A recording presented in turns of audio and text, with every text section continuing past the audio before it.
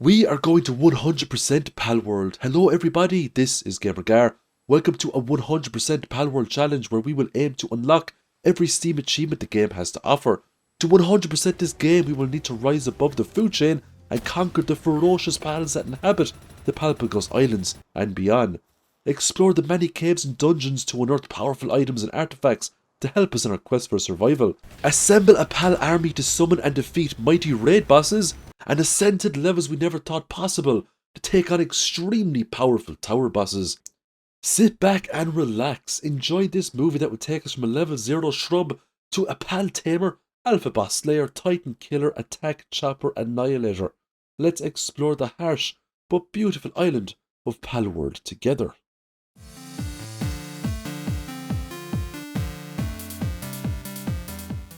It is day number 1 and our brand new character wakes up on a beach surrounded by very strange looking creatures.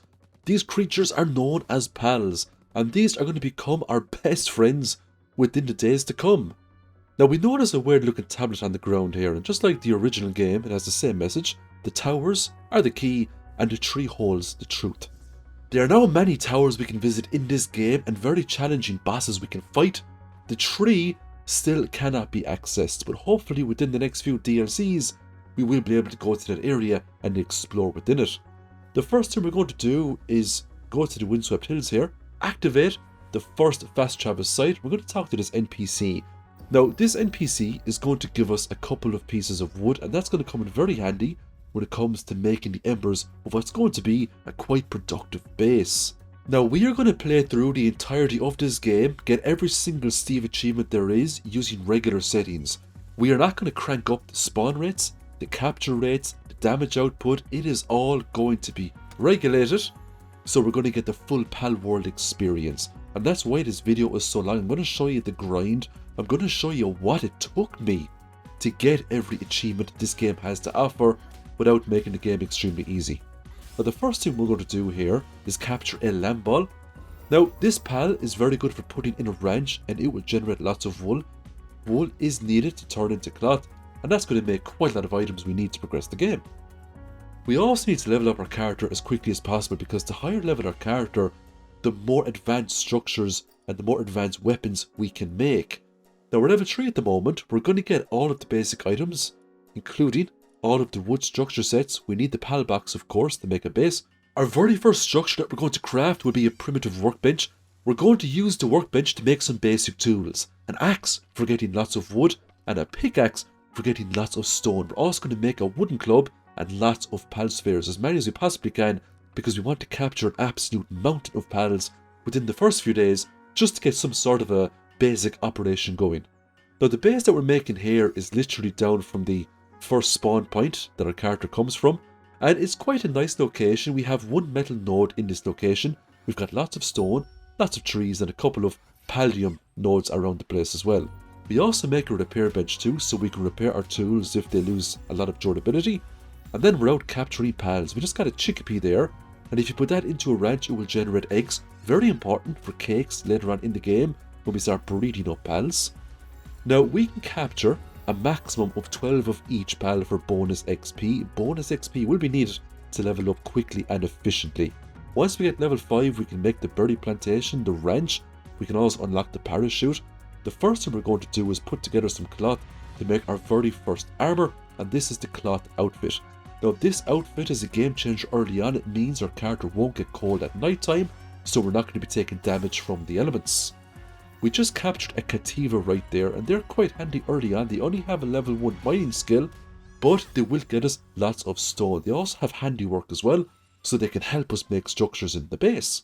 Every time our character levels up, we get points we can allocate to make our character more versatile. A lot of the starter points will go into our weight, just to make life a little bit easier when we're out and about collecting resources. Eventually, we will respec our character into basically a demigod, but for now, we are all about making a really productive base. Later on in the evening time, we're going to go back out for more adventuring. We want to get some foxbarks here, because the foxbarks has a kindling ability. We need that to make some metal ingots, and the sooner we can get some metal ingots smelted up, the sooner we can get some pretty nice structures and weapons. We also need the gumas, because that has a planting ability. if we want to feed our pals. If pals go hungry, they will get quite stressed, they will stop working for us. Now at night time, the Tombats will come out. This is a very high level Tombat now compared to what we currently have, and it was quite the ordeal to actually capture this thing. Now this is something we absolutely want to get sooner rather than later, because it simply has a mining skill of level 2. That means the Tombat can mine metal. That is something the Cativas cannot do. So if we can grab a few Tombats tonight, I will be very happy with the starting progress that we're going to make on this file. The sooner we can get lots of pals mining metal, the better. Metal is something that is needed from day 1 all the way up to the final day when we 100% this game. Getting the Pressos and using them early on is a great way for productive base, because those guys work in the nighttime, so nothing will stop them from getting the job done. We're going to come across hundreds of Lift Monk effigies. We're going to use these to increase our capture power. There is a Steam achievement to collect, I believe, over 250 or 300 Lift Monk effigies, so we will get there eventually. There's also journal scraps littered all over Palworld Island as well, and there is an achievement to find all of those. So we've got our work cut out for us. We just used the Megasphere there. It's 1 tier up from the regular Palsphere, and we caught a Tombat. You can find those in the early parts of Palworld Island if you open up chests or if you rummage through dig piles.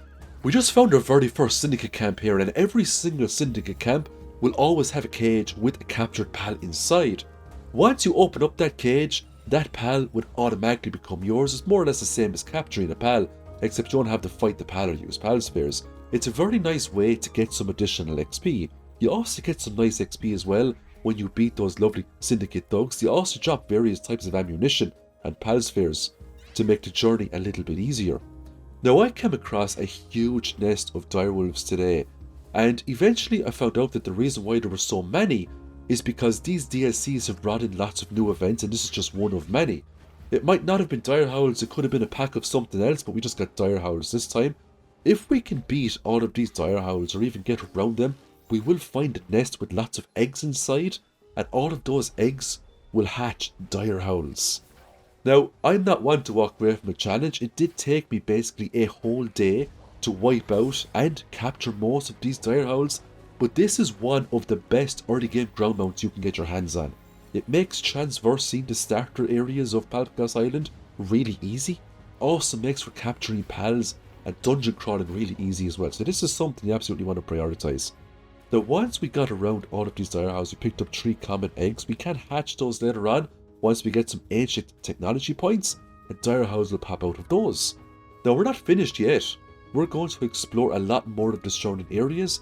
Any eggs we pick up we put in the chest for now, we'll hatch them up later. What we're really looking for today, and just so you know, today is day number 2, is a very specific pal known as a Vixie. And if we put Vixies into ranches, they will produce arrows gold, but more importantly, pal spheres. That's going to save us a lot of time and resources making pal spheres. Occasionally we're going to see lots of debris on the ground such as this, and when we rummage through this debris we're going to get various items. We just got nails there, arrows, which is very nice. We're also getting dog coins, and that's a special currency, and you're going to see a lot more dog coin grinding later on in the game because we need that to get some special items to make some of the end game tasks a little bit easier. So we're being really aggressive right now when it comes to taming up these pals, capturing them. The main reason for this is to just accumulate as many levels as possible. Now these Vixies are the game changer. If we can nab 2 or 3 of these before we go back to the base, we are going to be swimming in starter level pal spheres, and we can put those to great work. There are hundreds upon hundreds of pals that we can capture with those regular pal spheres. It just means huge chunks of XP that will be absorbed into our character. We just really want to power level this character as quickly as possible. Now as we explore the surrounding areas of our base, we're going to come across numerous chests, and we're also going to come across pal spheres lying on the ground as well. So this all fuels our adventuring even more, because it's quite rare that we actually go back to the base in the early days. Most of the time is just spent out and about, roaming the areas, opening up chests, getting Lift Monk effigies, capturing as many pals as possible. That's actually quite fun. Now if we're lucky, some of these starter pals will come with very strong traits. We can breed those then into advanced and endgame pals later on. We come across an abandoned mine shop, but we don't actually go in. There's just a merchant inside that will sell us some pals. We don't have a lot of money right now, so we decide to leave it. We do get some more journals though, that's really nice. And we just caught another Vixie there, which was nice, and that is Vixie number 2. We came across a church here. Inside was a merchant. We also get a chest, and we get a lift monk effigy as well. There's also a statue of power in here, and we can use the statue of power to increase our capture power. And the more we increase that, the more valuable these pal spheres become. Now, if we talk to that merchant, they will sell us some really cool items, but we need dog coins to get those items. So it's not something we're going to look at right now. It's now time to do some base management. We have a huge amount of different types of items we got from adventuring. So we're going to make a couple of chests, put those in the base, and each chest will hold different types of items. Now we need ancient technology points to get that egg incubator. So we're going to search for an alpha pal now in a second that we can fight so we can unlock that. Hatching up pals is another great way to get lots of XP, especially if you don't have 12 out of 12 of that pal captured just yet. So we spent a good deal of time cutting down trees, getting stone, getting paldium fragments. We're leveling up the pal box. Every time we level up the pal box, we can deploy more pals to the base. Eventually, the pal box will get strong enough where we can have 2 bases, then 3 bases, and then finally 4 bases. Now we can always tweak the settings to increase the number of pals we can put in a base. We can even increase the number of bases we put into the world, but we're not going to do that. We are going to 100% this game using the regular settings. That is the challenge. We came across a big Cativa here surrounded by sparkles. This means the pal has a trait called Lucky. It is a very rare trait, and Lucky means that the pal will have an advantage in work speed, but also attack power. So it's really cool to get that. What we're trying to get here now is a Nightwing, and this is going to be the very first pal that we'll use to fly around Palpicos Island. Now, the Nightwing isn't anything special when it comes to flying. It has a very short stamina span. It's not the fastest flyer around, but you know what? It's better than nothing, and it will get us to those hard to reach areas so we can get even more resources. Now, that is the first of many Nightwings that we're going to capture today. But we're not finished yet. We've got 9 regular pal spheres, so we are going to beat all these pals to a pulp and capture the whole lot of them. Now, we had a very good variety of pals back in the base right now, but we're missing one very important pal, the Ike Dare. Now, I'm probably butchering that name, but that's how I pronounce it, the Ike Dare. This Dare is absolutely fantastic at gathering wood in the early game, and this is a staple. This is something that we need in order to progress our base at a much faster pace. If we can get 1 or 2 of these lovely purple Dares, we can deploy them to the base, and they will just go around and they will cut down all of the trees that the base envelops. We can also create a logging site later on, then we can just plant them there, and that's going to basically give us infinite amounts of wood.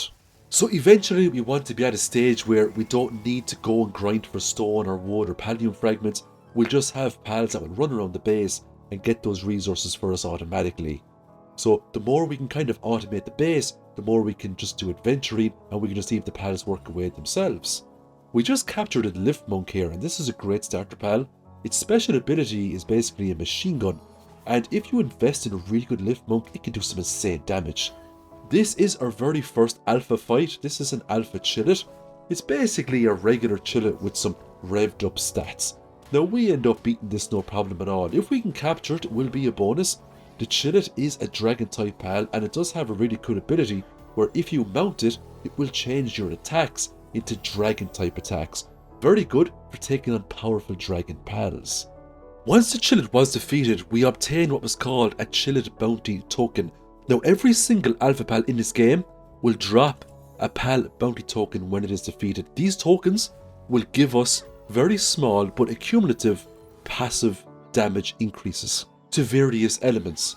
So if we want to make the most out of our character, if we want to basically create the strongest character we can to output the most damage, it's definitely in our interest to scour the map and wipe out every single alpha pal that we come across. Now the pals inside the dungeons don't count. It is only the pals that you see on the map that you can farm every day or two when they respawn, just to give it a heads up there.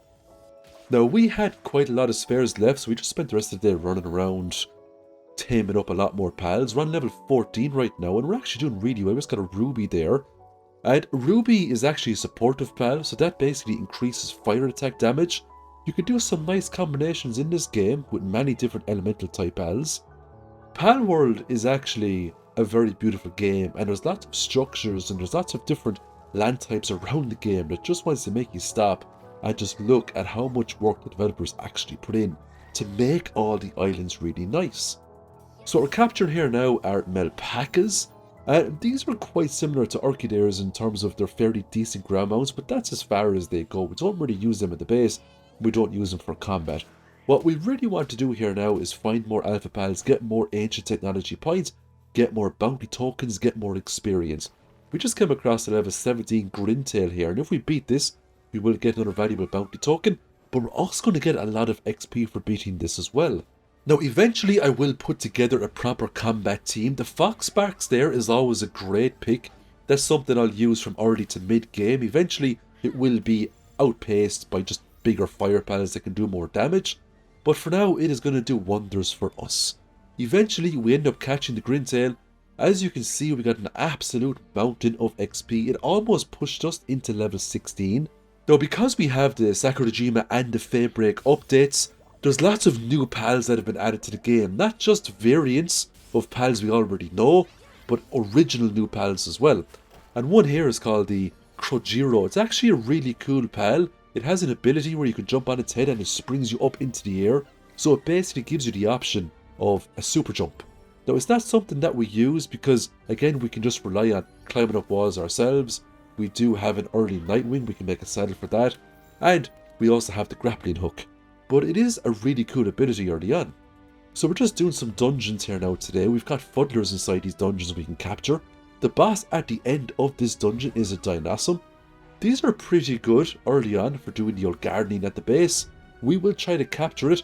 Foxbarks of course is a fire type, so it is super effective against Dinossum. Now at the moment we don't have any great weapons for our characters, so we're just using an axe here to do some additional damage. Eventually we get the Dinossum's health down to a low amount. We're going to start throwing some regular Palspheres in the hopes we can capture it. We do get lucky, and that is our very first Dinossum captured, and our level has increased to 17. We can sell the rubies for money. We can use the training manuals to give the pals in our party XP. It's a great way for leveling up freshly caught pals. And of course we can use those lovely technical manuals to get more points to unlock more recipes. When you reach max level in this game, which is 60, you don't have enough points to unlock all of the structures and weapons you can get in the game. You will need huge amounts of technical manuals to get the points needed to do that. As we can see, we've explored quite a bit of the map. We kind of just left the base and we just went on a huge bender, and we came back with loads of resources. Not to mention, we activated lots of travel points as well, so we can go back to those areas anytime we want to farm them. We also got lots of Lift Monk effigies as well, so we just increased our capture power there. Back in the base, we created a Dire Howl saddle. That's going to make dungeon crawling way easier for us now. We're going to repair all our tools. We're going to make a normal parachute. This means if you want to jump off cliffs, etc., we can land without any sort of hassle. We're going to do some base management, craft some nails, craft some other bits and bobs. We're going to make a Foxbarks harness as well. That will turn our Foxbarks into a living, breathing flamethrower. We came across a wandering merchant here too, and sometimes they've got some pretty interesting things that we can buy from them. But for now I wanted to sell some items to get some gold. I had some precious claws, I had some dragon eyes as well, and some rubies along with some other bits and bobs that I know I'm never going to use, along with ammunition. I'm going to sell all these items now to the vendor to get some nice gold. We're now going to make some hot springs here. Main reason for these is that it really helps your pals out with sanity. If the pal's sanity is low, it'll jump into the hot springs, and the hot springs will help increase the sanity back for the pal, so it'll work harder at your base. We're now leveling up the pal box. We can deploy more pals. We're going to deploy one Orchidaire, and that's going to run around now and beat down all the trees and collect lots of wood for us. Because we had ancient technology points, we were able to unlock the egg incubator, so we're going to make huge amounts of these. Because we were doing so much adventuring, we actually stocked up on quite a lot of eggs, and every time we hatch open one of those eggs, we're going to get lots of XP, and we might get a useful pal in the process. We're now hunting down daydreams. To be honest, anything that moves, if we have Palspheres, we're going to try to tame it. We're going to try to get lots of XP. Now, we've got well over 30 Palspheres here, ready to be used, and we're going to use every single one of these before we go back to the base. Having a Dire Howl makes capturing these pals way easier, because we can just keep using air cannon and other attacks to get the pals HP down to almost 0, and then we can just fire out the spheres. Now that Mamorest is a no-go right now. Those pals are well within the level 30s.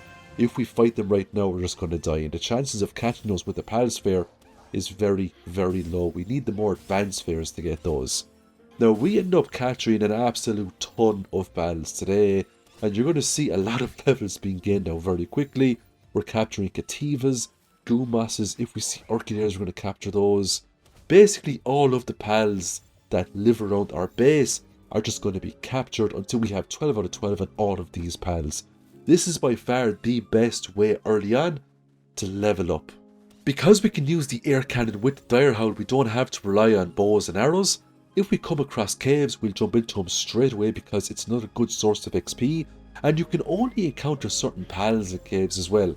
The mini bosses at the end of the caves always give real nice chunks of XP. We just got a level 12 Jolthog there.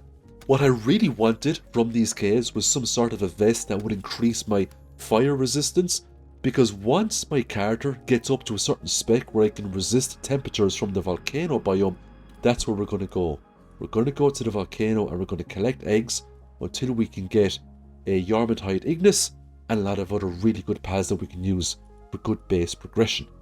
Now it's very important we don't adventure for too long, because if we do that, what will happen is that we'll fall behind when it comes to upgrading the base.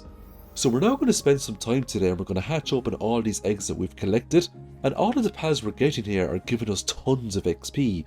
And the great thing about the XP in this game is that as you increase your character's level, the starter pals will scale with that. Their level remains the same, but when you capture them, they will give you XP based on your level. So regardless of what level the pal is, if you don't have 12 out of 12 of the pal captured, it will always be super valuable to capture those pals until you have that threshold completed. So we're going to power up our character a little bit. We're going to get the crossbow, and we're going to make some arrows for that crossbow as well. We're going to make lots of cloth just so we can make more structures in the future. We're now going to get some higher tier items. We're going to get a better parachute. We're going to get the stone structures. We're going to get the breeding farm, the cement, and we're also going to get the gigasphere as well. We need this, you see, to get higher level pals, because the regular pal sphere just won't cut it. We also picked up the pal research station, which is a new addition, and that's needed to unlock lots of really powerful passives in the game. And some of these passives can be things like, it takes much shorter duration of time for eggs to hatch. Pals with the skills of handiworking or gathering or medicine making will be much improved. So that research center is something that we heavily invest upon, especially late into the game when we want to make the most out of our time. So for the next couple of minutes, we are going to spend our time just making structures, leveling up the pal box. What we really want now is the ability to make a second base. So once that pal box hits level 10, we can do so. And the second base, of course, will be a base prioritizing the production of metal and metal ingots. We also made some wheat plantations and a mill. It's no harm to start getting some flour now, because flour is needed to make cake. And we are going to need thousands upon thousands of cake to 100% this game, because cake is needed for pals to breed. And in this game, we need to breed pals in order to make the strongest pals that you can get your hands on. There's only so much pals in the wild can do for you. When it comes to getting the most out of a pal, when it comes to making the ultimate pal killing machine, we will need to use the arts of breeding. Now we just made a heavyweight module there, and that makes our capture sphere heavier, but it increases its capture power. Now this is a new structure known as a pal expedition station. It's a huge structure. Now I was quite lucky, I was able to place it right here on the water, so it's not going to interfere with my main base too much. This is a really cool structure. Once we beat a tower boss, we can then send our pals on an expedition that's linked to that tower, and they can bring back lots of goodies for us. Now at the moment, all of the locations are locked because we don't have any of the tower bosses defeated, but eventually we will be sending pals in here to all different sorts of places to bring back lots of useful items. We're going to make a small feed bag. This means that our character and our pals will automatically eat food, so we won't have to open up our inventory every couple of minutes and feed hungry pals. So once we've made the cooler box, that was all of the requirements done in order to level up our pal box yet again to get it to level 10. we'll now be able to make a second pal base. And I know the best location, in my opinion, to make that base is just after the Chillip boss fight.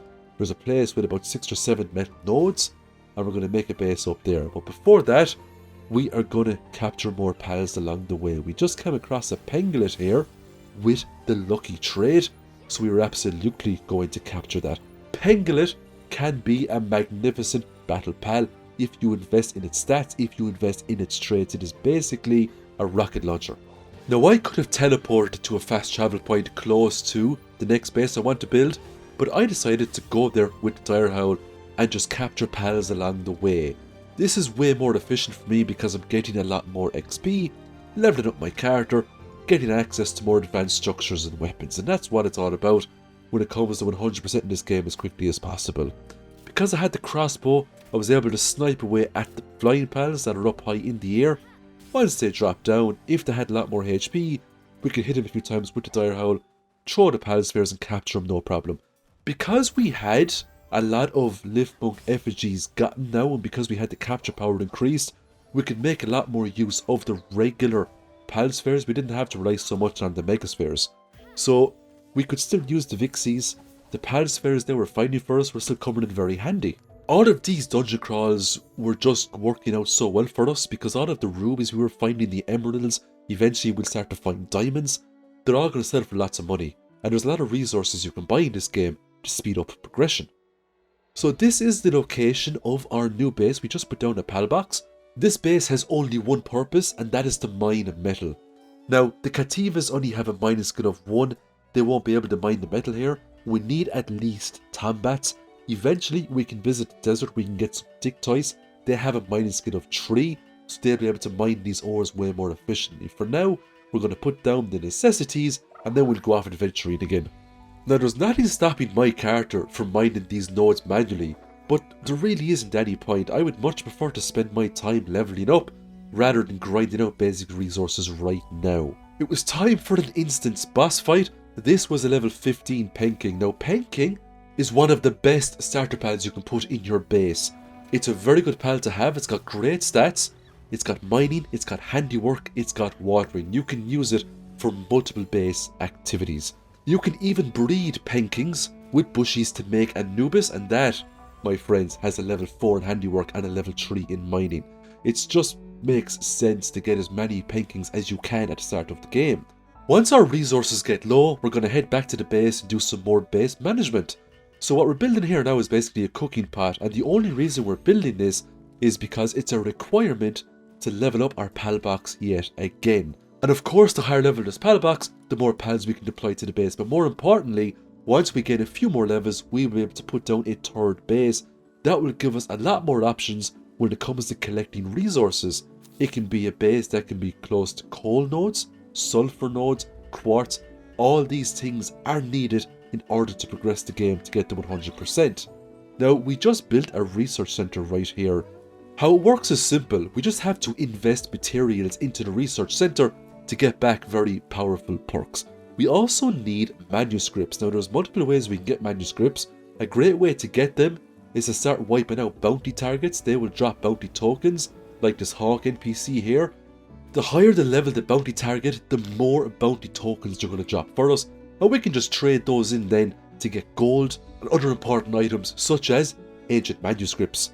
We're taking a nice relaxing tour over to the #1 wildlife sanctuary. Within this sanctuary are lots of pals that can really help us out. So this is a Terra version of the deer that we caught previously that's really good for gathering wood. There's also other pals here too that we really want added to our roster, especially our battle roster. We can get a Grizzbolt here, a very powerful lightning pal. We also have Azer robes here as well, and I believe they have a level 3 when it comes to watering. So really good watering pals. So we're going to fight these, weaken them, and we're going to try to capture as many as possible. Now, we have a Dire Howl with pretty good stats. We've got a crossbow with at least 118 arrows ready to be flung. We even had Gigaspheres if we want to get more of the juicier pals. So just in the distance there is a very powerful dragon pal known as an Elfridrin. And this is something that we really want on our battle roster. Now, we will trade it out eventually, but for now it would make for a great addition. It's a really nice level also. So we had a couple of Gigaspheres here ready to go. We managed to catch that with no problem. Unfortunately, it came with a fairly terrible trait, but not to worry, more will spawn. Lots of really nice chests also spawn around this area. But what I noticed the first time I came back here after the DLCs was a special item here known as a Belle Noire slab fragment. If you get enough fragments together, you can actually combine them and make a slab. You can then use that slab and you can summon Belle Noire to fight it. It's basically a raid boss that you have to summon in your base. If you beat the raid boss, you will get an egg that will hatch the raid boss that you just defeated at level 1, of course. But you'll see a lot more raids later on in the video. Now, the main reason I came here wasn't for the Veilits or for the Alpha Druids, it was for the Grisbold, because it is one of my favourite combat pals, especially the fact that you can put a saddle on it and it gives the Grisbold a minigun that does not consume physical ammo. The minigun is based off of Grisbold's attack power. Now, Grisbold is a rare spawn, but we got lucky. We managed to get one to spawn after circling the island over and over again, opening up chests. Once we whittled down its health enough, we used another Gigasphere. We were able to capture that no problem at all. Now look, it wasn't the best Grisbold in the world, but eventually we can start breeding up Grisbolds if we want. It was now time to make a Mega Glider. This means we can go even faster now if we want to glide around the map. I also came across a vendor here that was selling pals. I purchased all of these pals because when you purchase a pal, it counts as capturing the pal. So that was just a lot more XP for me. And before we knew it, we were now at level 25. And it wasn't even day 10, just so you know. That's how fast we're actually leveling up using the regular settings of the game. It was time to go back out now, do some more adventuring. We came across a King Paka here. This is a pretty cool pal, it increases your carrying capacity. We managed to capture this one. There's also a chance that this King Paka as well could drop some rare schematics, but we weren't lucky on this run. It was now time to take on the first tower boss.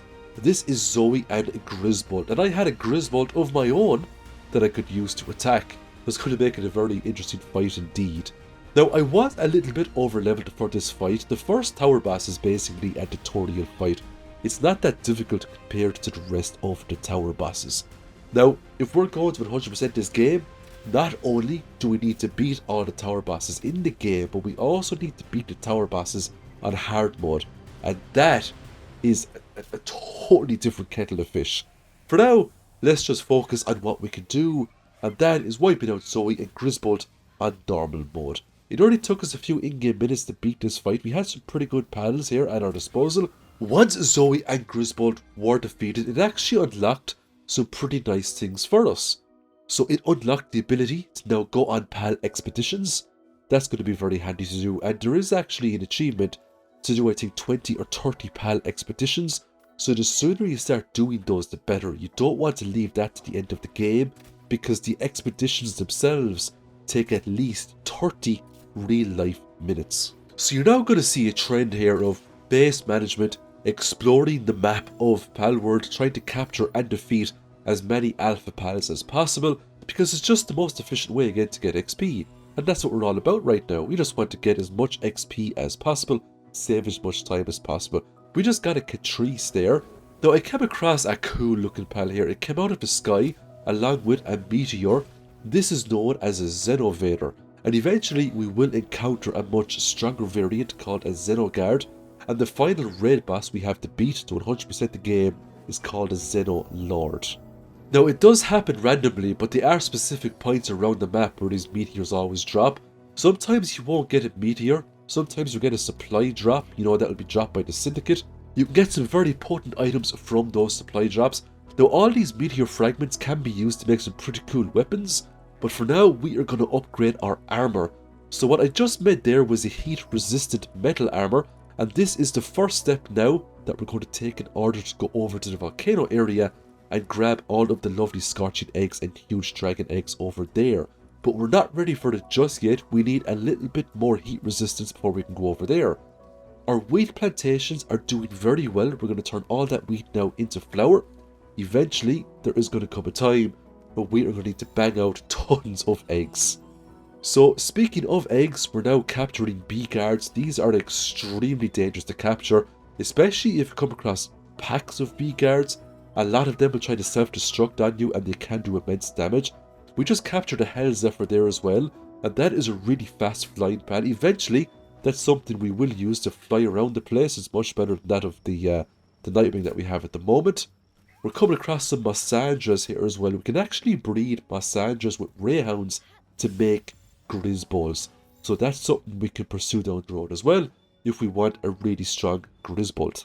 Now, a lot of the verdant eggs that we find around this area, some of them could have bee guards inside them, and the more bee guards we can get, the better. If we put the bee guard into a ranch, it will generate honey. And honey, just like the eggs, just like the flour, is one of the ingredients needed in order for us to make the cake.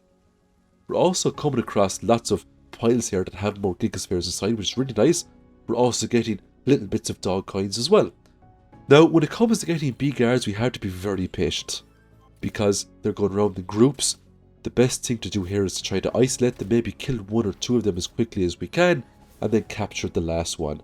Now, I'm showing you mostly the successful attempts. I have died a few times to these already.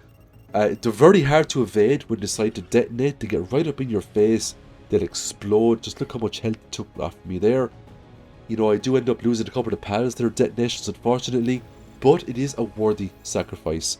Because once we have 3 or 4 bee guards caught, we can go back to the base then, set up the ranches, and we can start farming up some cakes, no problem at all. So I think everything we need to make cakes we now have. We have the honey, we have the berries, we have the flour, we have the eggs. What we actually need now are mozzarinas. It's another pal, they produce milk. Now eventually we will get to a stage where we can just buy all those things. The only things that you can't buy is the flour. But you can buy the wheat and you can throw that into the mill to get tons of flour. So there's still ways around it. And when we get into the end game, there's going to be tons of different techniques we can use to literally make millions upon millions of gold, if we so wish. So we're actually hitting multiple birds with the one stone here. We're getting pals we need for great base progression. We're getting experience needed for leveling up. We came across a chest here. This is an elemental chest. In order to open this chest, we have to summon a pal that matches the element on the chest. So this chest, for example, it required a pal with kindling. Unfortunately, our Phospsparks got blown up by a very angry bee guard, so we couldn't summon it out to open up that chest. Now, normally inside those chests, you just get lots of XP manuals that you can use to level up your pals very quickly. That's about it really. I haven't got anything other than that from those chests. We have obtained new levels, we have obtained new pals, we have obtained new resources. It was time to do some more base management. Lift monks, tansies, bristlers, and we even had Xenovaders. Now these Xenovaders were pretty cool.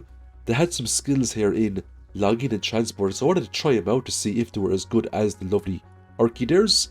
They also had some pretty cool traits here, otherworldly cells. That's something the other pals don't have.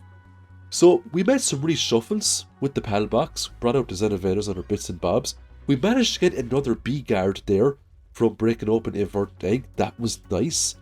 It was time now to go to the little mini desert, try to get some Digtices. We came across a syndicate camp. Inside was a Dazzy, but we're not going to stop there.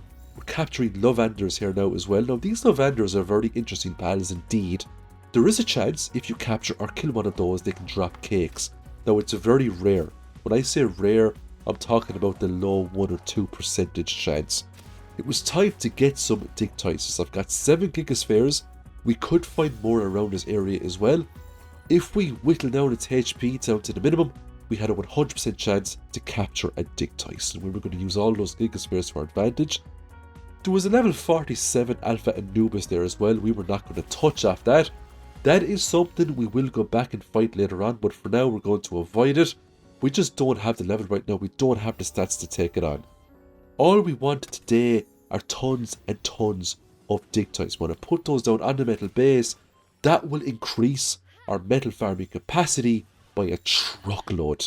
There's lots of other pals as well we can capture at the desert area, and even on the outskirts, we've got Swees, Sweepas, Tokotokos. If we capture Tokotokos, they can drop gunpowder. Gunpowder will be needed to make lots of ammunition in the game. Now, we have to be very careful with these Tokotokos. Just like the bee guards, if they get very emotional, they will try to detonate themselves on us, and it will do lots of damage. Thankfully, we do have the Dire Howl, and it can outpace them no problem at all. The best way to stop a detonation is either by killing the pal or throwing a pal sphere at it. even if you fail to capture, it does reset the detonation timer. Now we ran out of gigaspheres, so we were using megaspheres, but you know what? We were still getting some decent percentage chances when we were firing spheres at the Digtices, so I decided to stick around and use up every single sphere I had until I had absolutely nothing left to capture Digtices with. It was absolutely worth the effort. You could even make a really cool headband, you could mount the Digtices, and you could even farm the metal that way as well, which is a really cool way to farm metal, but we don't do that on this playthrough. Now, we did have a chat with a merchant today, and he was selling lots of really cool contraband. I had a quick look through the pals, and he had some real Axauruses there. I decided to purchase those. Basically, if I had the funds, I purchased everything he had to offer because it was just more big bursts of XP for me, and I was very close to obtaining level 30. So we decided to go into an instance here to take on a level 23 Quivern. This is another really cool dragon type pal, and this is something that we wanted, of course. And because it was a boss pal, we are going to get some additional XP for capturing this. Even if we can't capture it, the kill alone will give us nice pockets of XP that will help us along the way to obtain max level.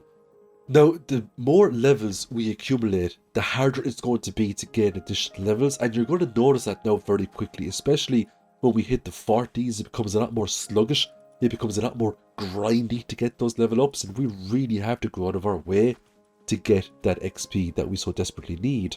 So we got rid of all the Tombats, swapped them all out with Digtices, so our metal base now is going to go through a major rework, and we're now going to see a lot more metal coming in a lot faster.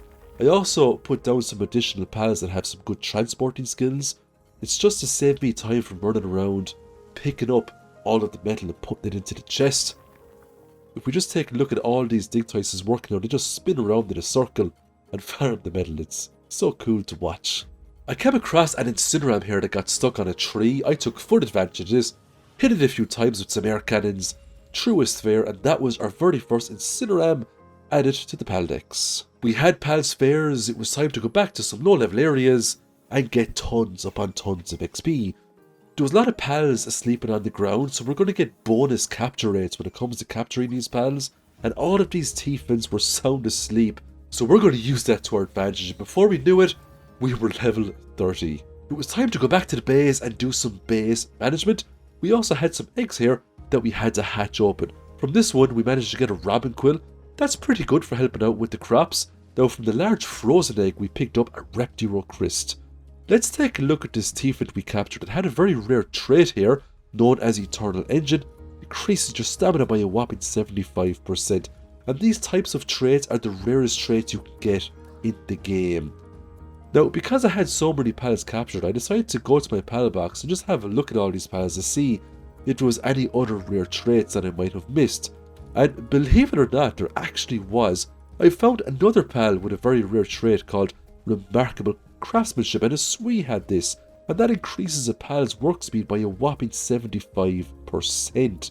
So when it comes to passing those traits on, it's always best to just look up a breeding calculator to see what we can breed Swee into, for example, to get some useful pals that we would want that trait with.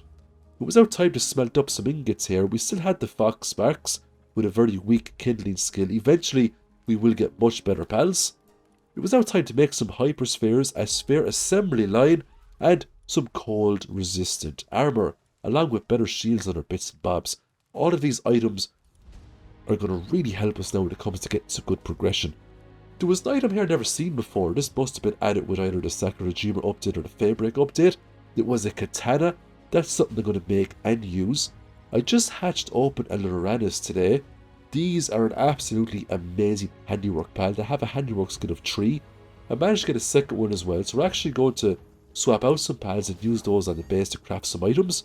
We came across a Lamball here with the lucky trait. That was something we were absolutely going to catch. The more pals we get now with lucky, the better breeding techniques we can do. So because we were now in the 30s, we could start taking on some of the mid-tier pals. We just came across the Mossandra Lux here, and this Alpha pal here was a level 31, and it was well within our radar to defeat and even to capture. But more importantly, when it comes to getting XP, this is the best way to go about it. Eventually, you're just going to see me spam dungeons, spam alpha pals, just get more XP, more XP just to try to get that level 60. Because that's when the tutorial ends. It's when you hit level 60 and you have access to all of the structures. That's when the actual proper game opens up for you. The end game. And the sooner we can get there now, the more time we can save. Now we managed to catch this Mossandra Lux, which was very nice. We got a lot of bonus XP for it. We also picked up a bounty token. We're now going to make the katana. And this katana had a pretty big attack power on it for the level we were at. It had 525 attack power. So this was something I was really interested in. What I didn't know is that it had a big charge up attack. And if you didn't aim it properly, you would just outright miss the enemy. So we were back to adventuring now today. Once we cleared out the Syndicate camp, we came across a Van Rim, and this is going to be the next mount we're going to use to fly around the map. We also captured some combinations here of Wallipops. Now these are actually a pretty cool pal. If you put those in ranches, they will generate cotton candy. That's very good for increasing a pal's sanity. I came across a trader here, and these Mazzarinas actually belonged to the trader. But I didn't care. I needed milk, I needed cake. Those Mazzarinas were as good as mine. Back to the base now, we're doing some more base management. I came across a new schematic here called a compound bow. It had a huge attack output on it, I really wanted to make it. But first, I'm going to make the Giga Shield, followed by an improved furnace. Now with this furnace, I'll be able to make refined ingots, but I need coal and ore to make those, not just ore on its own to make regular ingots. So we've now entered the territory where refined ingots will be needed to make a lot of the stuff that we need to progress. So we will need to find a place now where we can farm coal. But first, let's take a look at the expeditions here.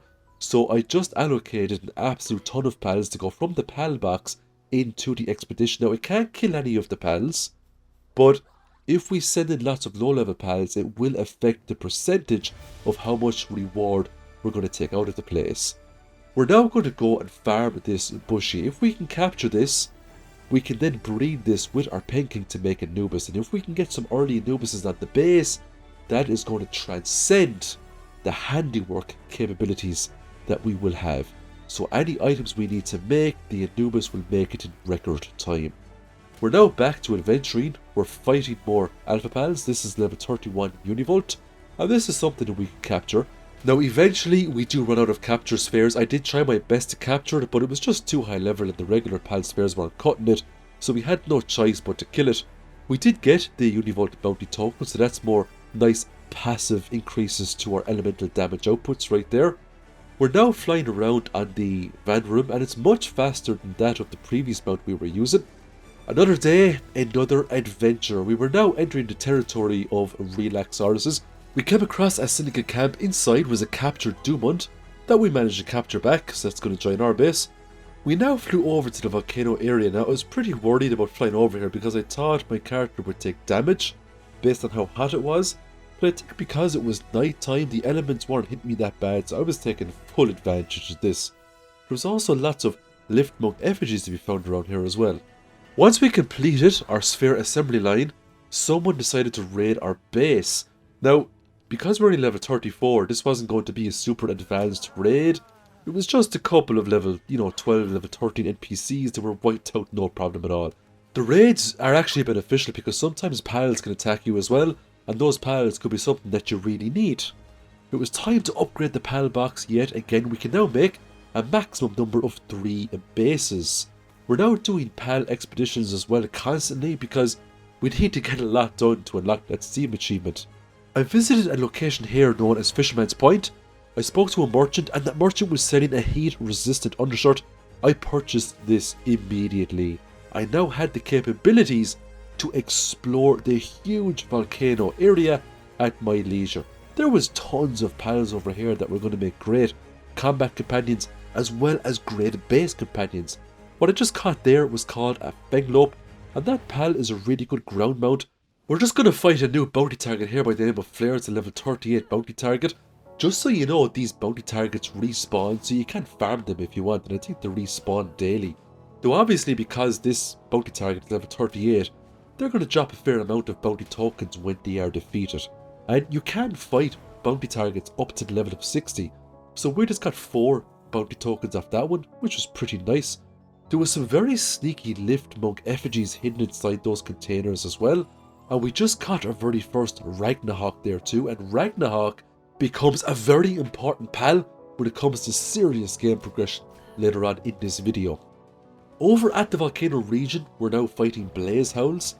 These pals are really good for kindling, so it would be nice to grab a few of these for the base when it comes to smelting ores into bars.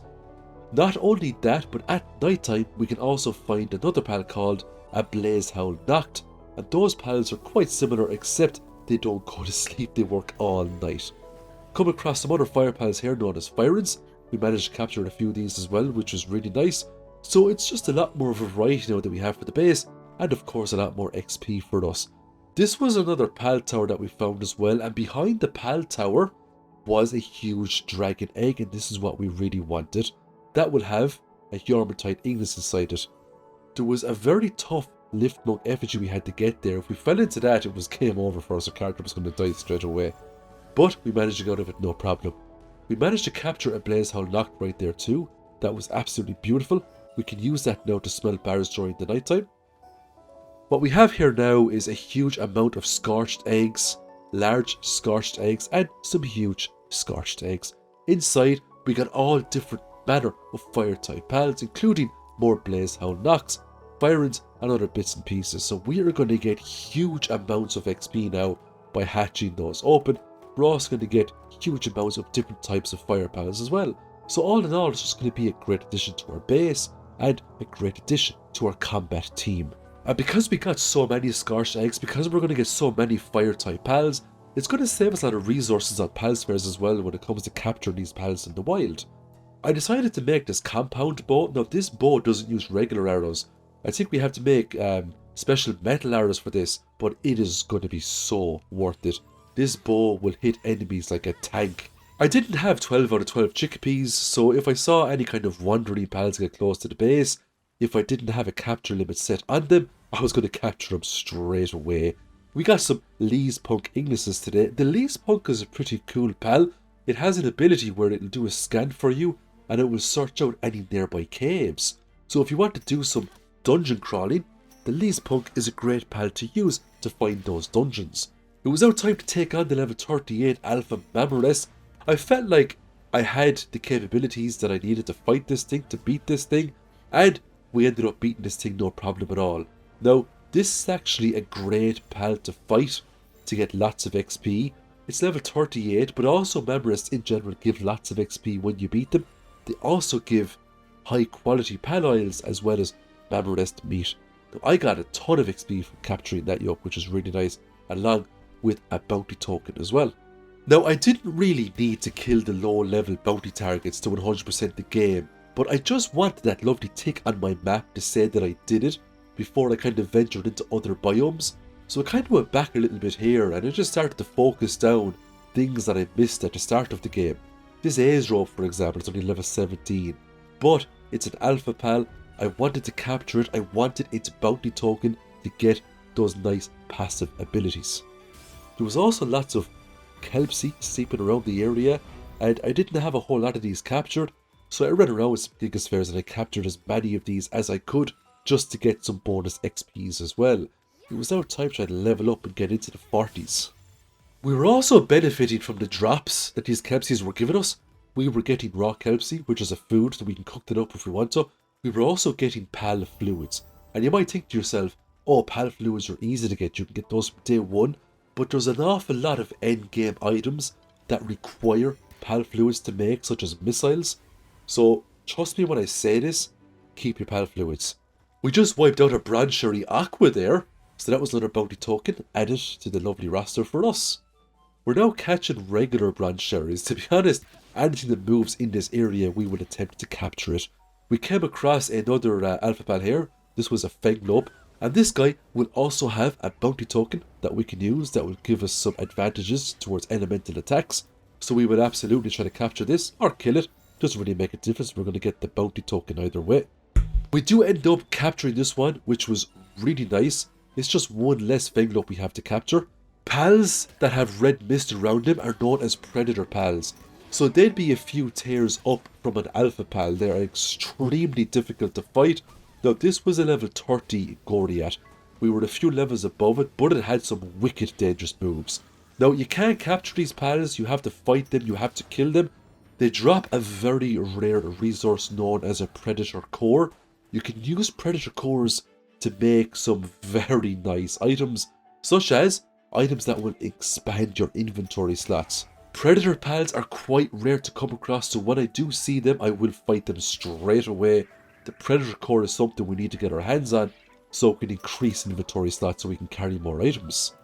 So it was just another day of running around capturing alpha pals. Most of them were low level because they were from the low level areas that we just didn't explore when we were low level. But we needed to capture them because I wanted to get all of the bounty tokens. I wanted to get my character all of the advantages I could before going into the late mid game and of course the end game. Now this Lunaris is a level 32, but because I captured it, because it didn't have any weak traits, that is something I could use in the base. It does have some pretty good handiwork stats. We just got it a level 11 Gumas there, but I didn't really care about the XP. We're just after the bounty tokens after all. This war sect will also have a bounty token as well. It was level 30. Now I really wanted to capture that, but it's just too slow with the Pal Sphere, and it died before I could get the sphere to it. I came across another Syndicate camp here. Inside was the Masanda Lux. We're absolutely going to save that. What I really like about the DLC is that they've added a lot more variety when it comes to the human enemies. It was back to the base and it was time to hatch open some eggs. I was very excited about what I was going to get in the huge dragon egg. I kind of knew already, but it was still exciting to hatch it open, you know. So that is our first Yarmantine Ignis. That is one of the most, if not the strongest fire type pal in the game. It's an absolute powerhouse when it comes to fire type pals. I came across a lucky Orchidare here, so we're absolutely going to try to capture this, and that'll be another lucky pal added to our roster.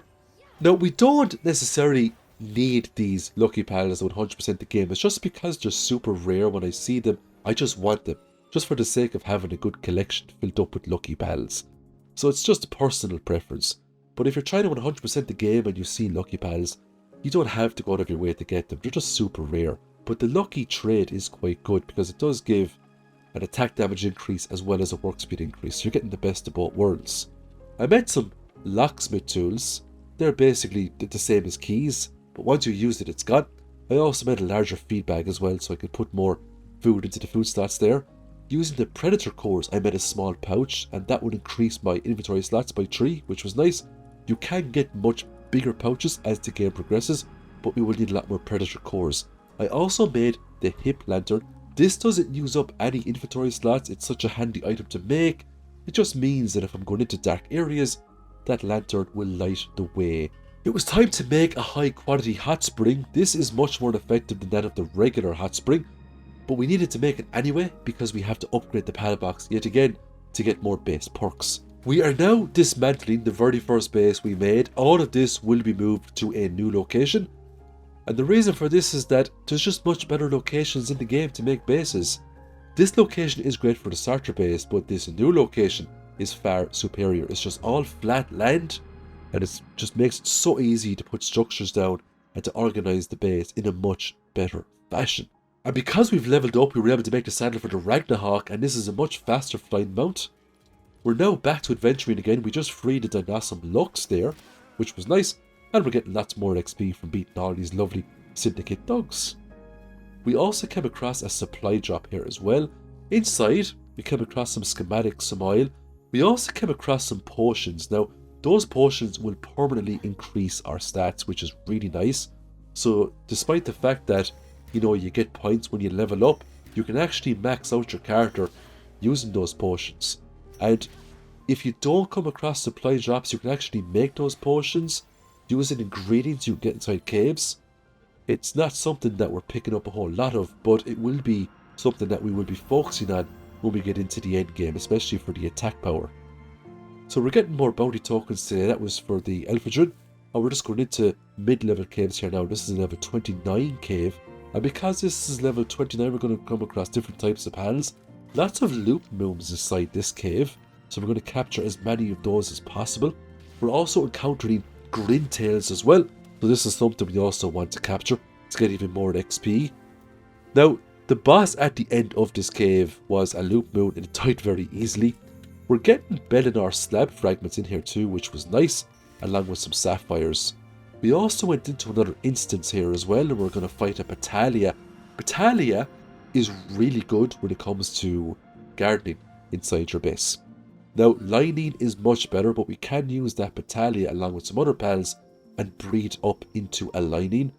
Linings are one of the best pals you can get when it comes to planting in the base. I came across a robin quill nest there. Grabbed the eggs and a wren. Back in our new base now, we're making some cakes. And what you see here now is a penking and a bushy. They will breed to make Anubis. So all these lovely, huge, rocky eggs will yield Anubises for us. Anubis has a handy skill of 4 and a mighty skill of 3. They're probably one of the best base pals you can get. And Anubis is something that we use from now till the very end of the challenge. We've also dismantled our original metal base and we have a new base now up here. And this location not only has regular ore, but it also has coal.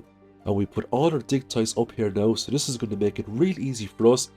Not only to just make lots of regular ingots, but also to make refined ingots, which we need for more of the advanced structures and weapons. We came across a new bounty target here by the name of Brick. And the new compound bow is just absolutely amazing when it comes to DPS. The Ragnarok is doing good damage as well when it comes to wiping out these targets. Once Brick has been defeated, because he was level 30, he's going to drop a total of 4 bounty tokens for us. Now, while we're up here, we had lots of hyperspheres, so we're making hyperspheres now back at the base, and these are just ones here from the gigaspheres. We're going to use these now to capture lots of Massandras and other bits and bobs that are around this area, just to get more XP. We're on level 40 now at the moment, so just 20 levels to go, and we will be at max level, but now the grind is really going to start to kick in. It's going to be very difficult now to obtain these levels, despite the fact that we're catching tons of pals left, right and centre. What you see here now is the big desert biome. This is an absolutely huge desert, and this is home to a lot of pals, including the legendary Necromus and Paldius that we will be capturing towards the almost end of the challenge. Lots of Rayhounds here on the desert. We can breed these with Massandras to make Grizzbolts if we so wish. There's a lot of resources we can take from this desert area. There's lots of pal souls we can find on the ground. There's chests scattered all over the place. There's tons of lift monk effigies we can find as well, along with journals. There's also a really cool flying mount that we just captured here known as a Suzaku, and that is something that we'll use later on in the challenge to get from A to B. There's also lots of dungeons we can do here as well, along with an Alpha Suzaku. Now that is a level 45 Alpha. It's not something we're going to fight now, but it's something we can fight later, and that can drop legendary schematics as well upon defeat.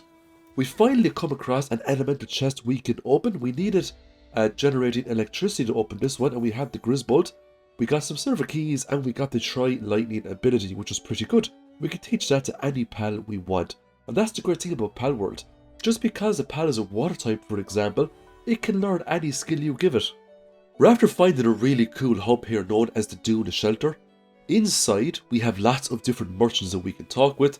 There's also an officer as well that will take bounty tokens. The big prize was this multi-climate undershirt for 30,000 gold. I wanted this straight away.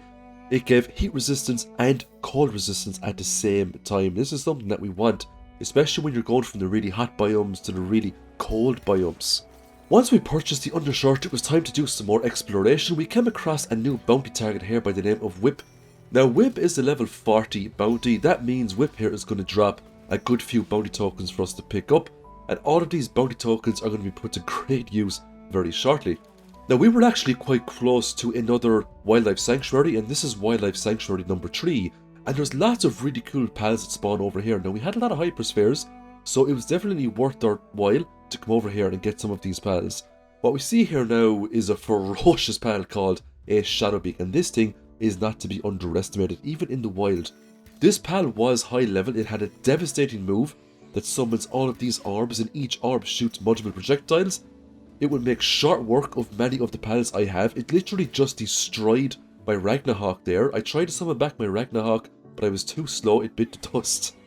Now I really wanted to capture this Shadowbeak, and you can actually fly this around the place too, and Shadowbeak is one of the best combat pals you can get in the game, especially if you can breed one up that has really good traits on it. Now I ended up using a lot of spheres on this Shadowbeak in order to catch it. It did take quite the effort, but it's so worth it. After a few more attempts, Shadowbeak eventually succumbed to our efforts. Now it didn't come with any great traits, but that's okay. The Shadowbeak alone is still a great pal. It was time to hatch open some huge rocky eggs here. We were finally getting our first batch of Anubises that we could deploy to the base. Anubis is one of the best base pals you can get. It's got handiwork and it's got mining. It's also got transporting as well, so you could basically hit 3 big base operations with this, allowing for much faster base progression. We were now back in the base and we were making more hyperspheres. We're going to need lots of hyperspheres now to catch a lot of the high level pals. Not all of the low level pals were captured.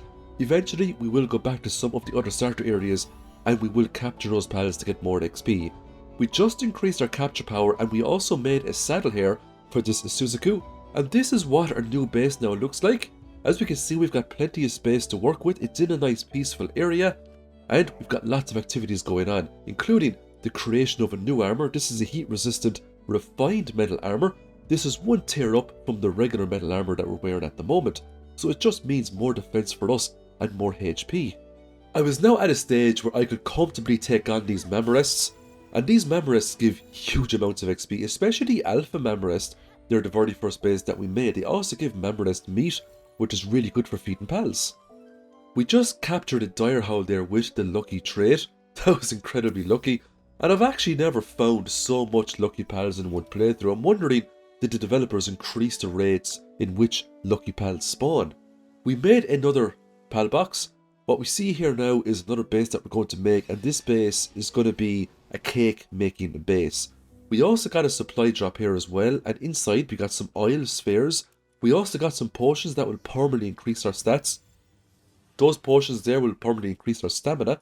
So we went back to our metal farming base that has the metal and the coal nodes. We're taking up most of our Digtices and we're going to replace them with Anubises. Reason being, the Anubis has the transporting skill, the Digtice doesn't. They both have the same mining skills, so it just makes more sense to put on all these Anubises because it saved me time picking up all of the bits of metal manually and putting them into the chest. It was now time to go on a huge capturing spree. We had tons of hyperspheres. I didn't even have to battle these pals. I could just run around and just launch spheres at them left, right and centre. Now I could have used the less potent sphere to capture them, but I had resources coming on my ears at this stage. I had Anubises in the base. They're really good for mining. I didn't need to worry about how much resources went into making a hypersphere. I was also breeding up Lylines now, and just like Anubises, when it comes to gardening, the Lylines are the queens. They have a really good planting skill, a really good gathering skill. Liline is what you need when it comes to making tons of food for the base to keep your pals nice and full. So what we're going to have now is very similar setups in most bases where we'll have some Anubises, we'll have some Lylines, we'll have some other bits and bobs just to get the most out of base productions. So I went ahead and I crafted myself a refined metal pick, and the main reason I crafted this is because I'm not going to make a base near quartz, and quartz is something I need to farm so I can make circuit boards, and circuit boards are needed for all types of stuff such as equipment, electrical equipment and weapons, even ammo later on in the game such as missiles. It was then back to some adventuring. We still had lots of hyperspheres. All of these flambels were low level, so it was very simple to just fly around, drop some spheres, capture those and get lots of XP in the process. Now as you can see, we're only level 41 and we're after capturing a ton of pals. The levels now are going up much slower. So if we want to, really power up our leveling proficiency, we're going to need to fight some very strong alpha pals. But even with that, there's still no way around it. It's just a slow grind to get to level 60. Now we do get there eventually, but the amount of pals that we have to capture to make that happen, the amount of bosses we have to fight is pretty insane. But I'm going to show you all the fights. I'm going to show you the grind, just like I said at the start of the video. Now this area that we were at here was an absolute godsend when it comes to capturing fresh pals. We could go for 12 flambels, we can go for 12 Wixens. There was also some Arsocs around the place as well, we could capture those. And all these pals were just packed into this lovely condensed area. So it was basically 36 pals that we could just mass capture, and that gave us a lot of XP. There was some bounty targets here as well. There was 2 of them there that was throwing bombs at us, so we just dispatched them without too much trouble. We then came across another instanced boss here known as a Verdash. It was level 35, so we should get some pretty good XP from beating this, and we'll also get a bounty token for beating this as well. So that's not a good chunk of XP that we just got there. Now I did try and capture this, but sometimes the pals can just do too much DPS, or the pal we're fighting could have dot damage on this as well, and by the time we throw the sphere it's just too late. We now went in to fight a level 40 Cyblix. These pals are absolutely amazing for base work. If you put them into a reg, they will generate high quality cloth. And high quality cloth is needed to make some of the more advanced structures, especially the big beds. Now we didn't capture this one, but we will end up capturing lots of these in the near future. That was more XP and another bounty token. We were up now near the second tower boss, which is Lily and Lylene. Around the tower boss area, we have lots of really cool ice pals that we can capture. What we have here is a pal known as a Reindrix. We don't actually use this pal, but I mean, look, it's a low enough level, it was easy enough to capture. Now the main reason we come up to these areas was to get quartz. We needed lots and lots of quartz to make some things to progress the pal box, so we could put down more pal bases. We also needed quartz to make the circuit boards. So the best way to go about it was just fly around, try to find some quartz nodes and just hit them apart with our pickaxe. Now eventually, we can get different types of mining sites depending on what tower bosses we beat. This means it doesn't really matter where you put your base. In the end game, you can have a base anywhere you want, because you can get a mining site where pals can mine quartz for you. You can get mining sites where pals can mine sulfur, ores, coal. All that can be unlocked, but you have to beat the tower bosses first to get the privilege of building those structures. Now we were back to grinding out a lot more pals, and it was then time to break open some eggs here. What we were breeding here now were Yormantides. This is a really good water pal. It's probably one of the strongest water pals in the game. It also has a level 4 watering skill. So if you want to water up crops really quickly, this is the pal that you use. We also got a Kitsune as well. These are actually a very handy pal for going into the biomes if you don't have any cold or heat resistant gear. If you're on a Kitsune, it will nullify any sort of elemental effects, such as heat and cold. Very handy mounts to have. We're now going to make some circuit boards thanks to all of the quartz that we got. It's time to say goodbye to the compound bow. It was quite fun to use. Hello, semi-auto rifle. Now this thing is an absolute beast when it comes to the mid-game of Palworld. It's not as strong as the bow, we'll say round per round, but it's much faster. All in all, its DPS totally overpowers that of the compound bow. I'm going to purchase some rifle ammo and I'm going to show you how powerful this thing actually is. It can do some serious damage. It is a great boss killer weapon. It makes it very easy as well to tame the more advanced pals that have lots of HP. If we take a look at the real Exaurus is there, I just had to shoot it in the belly, throw a sphere, and the pal was as good as mine. So we're now basically flying around with more hyperspheres. We're getting real Exauruses, we're getting Mazarinas, we're getting Wallipops, we're getting Melpacas. Anything that we don't have 12 out of 12 of, we're just going to throw down these spheres and capture them all up. We're getting lots of XP and lots of pals in the process. Now we gotta watch out for these Tokotokos. They will try to detonate us and they can do a lot of damage. We came across another instance boss here known as the Real Exaurus Lux. It's a level 31 lightning type Real Exaurus. It's a pretty cool pal. You can actually equip this pal with a missile launcher if you were to make a saddle for it, which is really cool. We don't actually use it in this challenge, but there's a lot of pals in this game that can use weapons. And that's what, makes Palworld what it is. We also took on another alpha pal here known as Beacon. I believe you can get a legendary handgun from that pal, but it's quite rare. We're now roaming around the map fighting bounty targets and alpha pals. We just beat another bounty target there. We also came across a loop moon with the lucky trait, and we managed to capture that. That is another pal added to the pal box with the lucky trait. So we're getting real good luck here with those. There was a level 18 alpha Nightwing asleep, one shot to the head, fight over, and that was another bounty token added to our roster. We had a level 14 Doomund here as well on one of the other starter islands that was wiped out. It was now time to make our way over to the new DLC island. This place is called Sakurajima, and this is filled up to the top with new pals, liftmug effigies, skills we can get, and a tower boss. There's also lots of bosses we can fight over here too, such as alpha pals and bounty targets. Now, if we dig through the piles over here, we're picking up legendary spheres, which are really nice, so we can always use these legendary spheres and try our best to capture some high level pals over here. Now, a lot of speedrunners would come over here, literally on day one, go through the dig piles, get the spheres and try to capture high level pals. I didn't do that because I didn't want to ruin the progression of the game. I just wanted to play the game normally, play the game as it was intended and enjoy it. But there's nothing stopping you from starting a new file coming over here to Sakurajima, going through some of the dig piles and just launching pal spheres at pals in the hopes that you might capture one. Eventually you will. We just captured a pal here known as Yakumo. This pal is absolutely insane. If you mount it, when you capture a pal, there is a chance that the traits on your Yakumo will transfer over to the captured pal.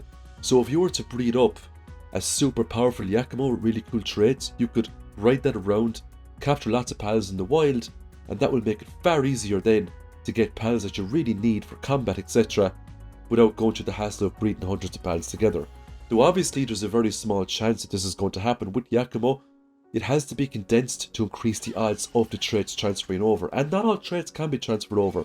I believe traits like Lucky and things like that can't be transferred over, but traits like Musclehead, Ferocious, Demon God, things like that can be. So we're just grinding out more bosses now. We just got a Felbat there, which was nice. And we're now trying to get our hands on some Univolts. And because we have legendary spheres, it's quite easy to capture these pals. Now, we are going to fight a level 49 Blazamut. This is one of the best fire combat pals in the game. It's just really fun to use. Now, we were under leveled for this, but I had a very powerful water pal. I had the Yarman Tide. I also had lots of ammo with this semi-auto rifle, so we're going to use that to best effect. Now, Blazamut here is a pal that we cannot underestimate. He does almost kill us, but we eventually get the upper hand, and we do end up taming this pal, which is really nice. Now, Blazamut here goes straight onto the combat team, and he makes the next couple of fights trivial. He's got some very, very potent attacks. We had some legendary spheres, but even with the legend spheres, there was still only a small chance that we had to capture him. Eventually, the RNG does favour us, and we end up getting that Blazamut in the bag. He also comes with Flame Emperor, which increases his fire skills. He also came with Nocturnal as well, and that means he works during nighttime. So because he has a level 4 mining and a level 3 kindling, he also makes for a really good base pal. So because of the Nocturnal trait, it would actually make sense to pop him in the base too, and get him to do some activities. It was now time to make some cakes. We had all the mats there to make a total of 25. Those cakes will be put to great effect. It was now time to take on the second tower boss, and this is Lily and Lylene. Now, once we beat this boss, we will unlock the large ore mining site. That means we don't have to worry about building bases near metal nodes anymore. We can just put an ore site into any sort of base that we want, and that is basically our ore covered. Unlimited amounts of ore. We had Anubises, we had Blazamuts, we have lots of pals with level 3 mining, so it'll be super simple to get tons of ore from those sites. But first we have to beat this boss. Now, we were a bit over leveled for this fight. We had a Blazamut there that we just captured that was doing insane damage. We had this semi-auto rifle as well that was doing lots of damage too. It didn't take a whole lot of time to beat Lily and Lylene. I think we had this fight done within 2 minutes. So as we can see, it's not even 1 minute yet, and the fight is as good as ours. Within 1 minute, we're able to eliminate this boss. Now again, this boss is quite simple, but when you get to kind of the 3rd, the 4th, the 5th tower fights, they become much harder. And the hard mode towers are extremely hard. You can't just go in there with, pals you get from the wild. We're going to have to breed up some special pals to go tackle those.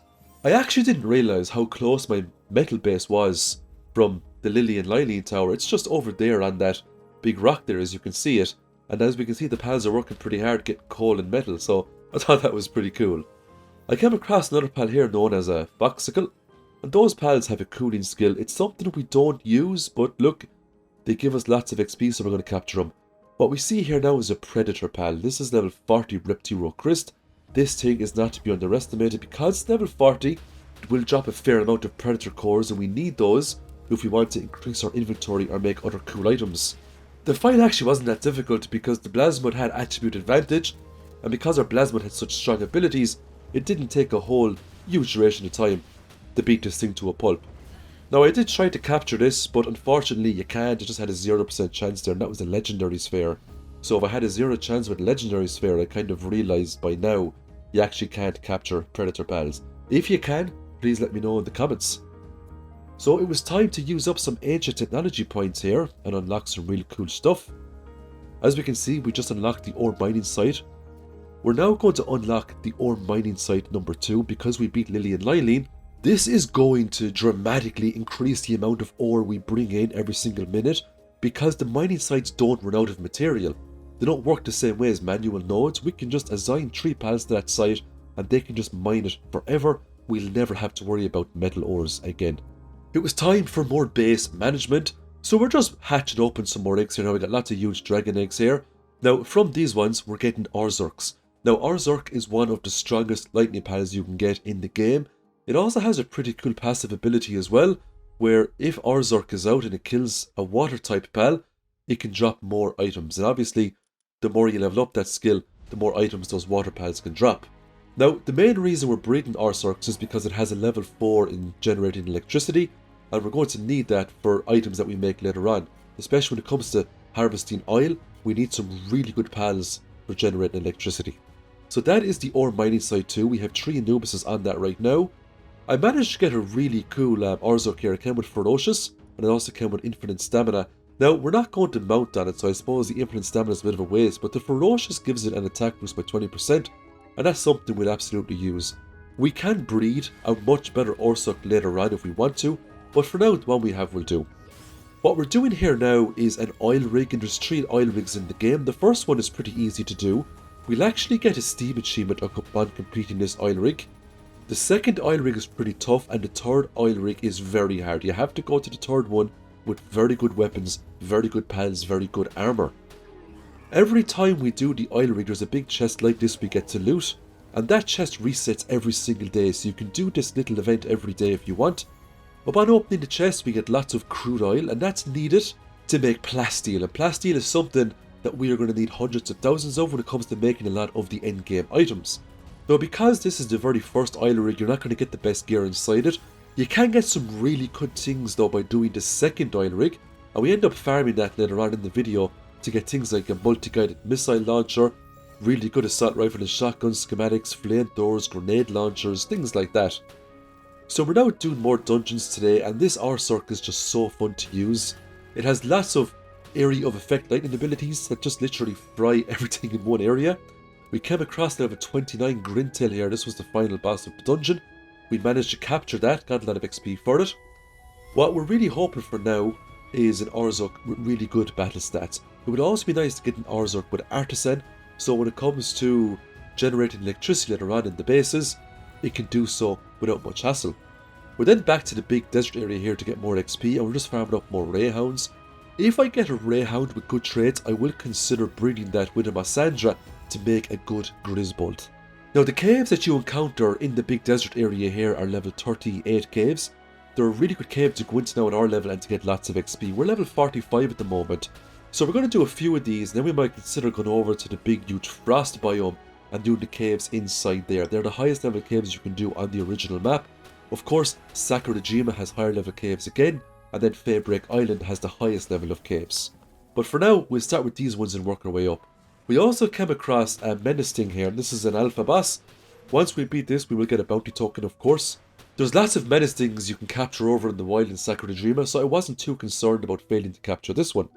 Back over the base, we're now breeding up more pals to make Astagon. Astagon is probably one of the best mining pals you can get in the game. This thing has a level 4 mining skill, so we'll start designing these now to mining up metals and bits and bobs, and before we know it, we'll have so much metal we won't know what to do with it. I also made a giant feed bag. This gives me all of the food stats now that I can use, so I won't have to worry about feeding pals all that much. It was now time to take on the alpha level 45 Yormantide. This thing is a great source of XP. We can also capture these too, but to be honest, if you kill one, you still get tons of XP.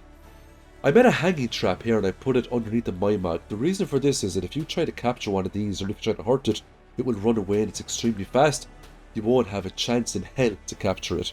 Now, I only had a 1% chance on a Megasphere, but luck was on my side. I managed to capture this thing no problem at all. When it comes to getting dog coins, people go and they grind out Mimogs. Or maybe it's called a Mimog, but I'm just going to call it Mimog because I think that sounds better. Every time you capture a Mimog, or when you kill a Mimog, you get dog coins, you get huge training manuals, and you can also get some other handy bits and bobs as well. I came across a pal tamer here, and she suggested that we have a pal battle, similar to a Pokemon battle. I choose you, Blazamut. Now my Blazamut and my semi-auto rifle made short work against this Lylene Noct, but this isn't a Pokemon battle, this is a Palworld battle, so the battle doesn't end until the trainer is also killed. So once we dealt with the pal, we had to now go and fight the trainer, but after a couple of fireballs and a few bullets into the head, we emerged victorious. Now this snow biome that we were in, it is probably one of the best biomes in the original island when it comes to grinding out XP. It also has the highest level pals we can take on as well. So that was the level 45 bounty target right there. We got 5 bounty tokens for beating that. There was also lots of really cool pals around here we could capture too, such as the Marriott. We then went into a cave and we found a lightning knocked. Now this actually has different stats to that of the lightning. It's not the same when it comes to gardening. I did want to capture this one, but we ended up killing it by accident because Orzhok was just so powerful. We did however get the bounty token, and we can always go back tomorrow if we want and capture one of those, or we can just breed one as well.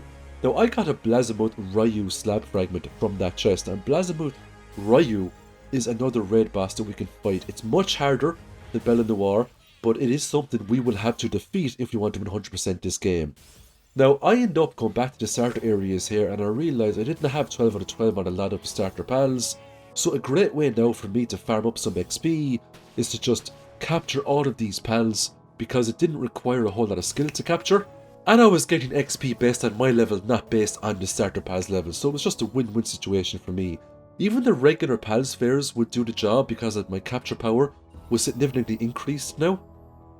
So once I got 12 out of 12 in most of the starter pals, it was basically me looking at my pal decks, looking at what pals I had captured, how many of them I had captured, and if I only had captured 1 or 2 of them, I would look to see where their habitat was. I would go there and I would capture them until I had 12 of them caught. It was time to increase my survivability, so I'm going to make a shield now, because we're now going to be fighting the higher tier pals. We are level 47, so we're going to be coming into much tougher pal battles. Now this hyper shield gives me an energy capacity over 1000, so it will make my character a lot more tankier.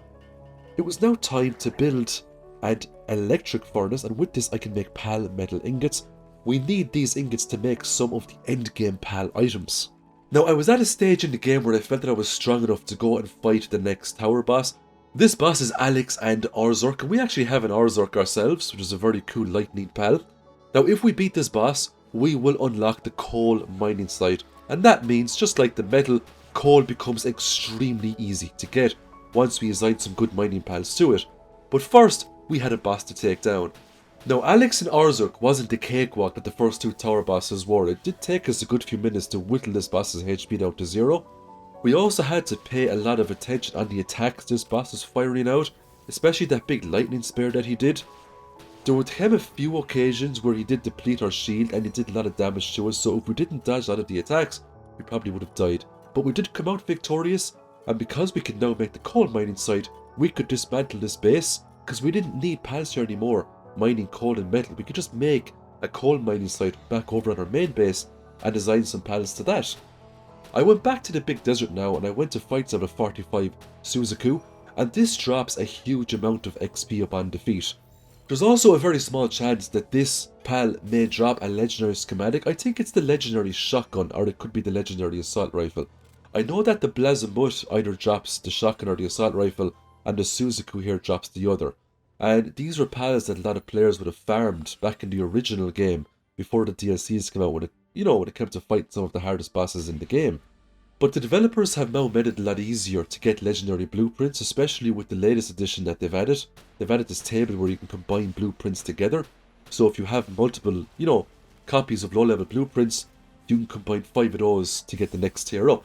You can also get legendary blueprints off doing the oil rigs as well. So getting legendary weapons and armor now is a lot simpler. We just came across Dinosaur Lux here and we beat that. That's another bounty token in the bag. Now we end up beating every single alpha pal in the game. We also end up beating every single bounty target in the game. There isn't an achievement to beat these. I just wanted to do it just for the sake of a completionist. I do love just ticking all the boxes. It made sense to fight them anyway because of the XP they dropped, the items they dropped. We needed those in order to accelerate our 100% achievements. Now we picked up tons of eggs in the desert biome. We were getting lots of pals here that we didn't have 12 out of 12 of, so it just meant more XP for us. I made a gold coin assembly line, and this thing is a game changer. You can put regular ingots into this and your handiwork pals will turn those ingots into gold coins. And because of this, we can now go to the likes of the small settlement and we could buy eggs, we could buy milk, we could buy wheat, So it eliminated an awful lot of procedures that we needed in the base to make cakes. And that would free up a lot of slots for us to put down different pals to do other activities to speed up progression greatly. It was time for some armor upgrade. What we're making right now is a heat resistant pal metal armor. And this is much better than that of the refined metal armor. This will give us more HP and more defense. And this is an absolute requirement when it comes to fighting some of the higher level pals in the game. Now, I had over 100 megaspheres on me right now. We were going to use these to fly around the starter zones to capture tons of pals. I also had enough dog coins to purchase a mysterious accessory box, and this is going to unlock the third accessory slot for me. I also purchased the multi-climate undershirt +1, and this is going to make it so that I don't need to swap out my heat resistant armor with cold resistant armor when I'm going to the other biomes, because that undershirt will just have me covered when it comes to heat and cold. So that was another game changer right there. Now, the Autumn Rocks was still home to many pals we didn't have 12 out of 12 of, so we were going to go through more or less all of these megaspheres to capture all of these pals that we haven't maxed out before. And this is just going to get us a lot more XP, it's going to level us up a couple of times.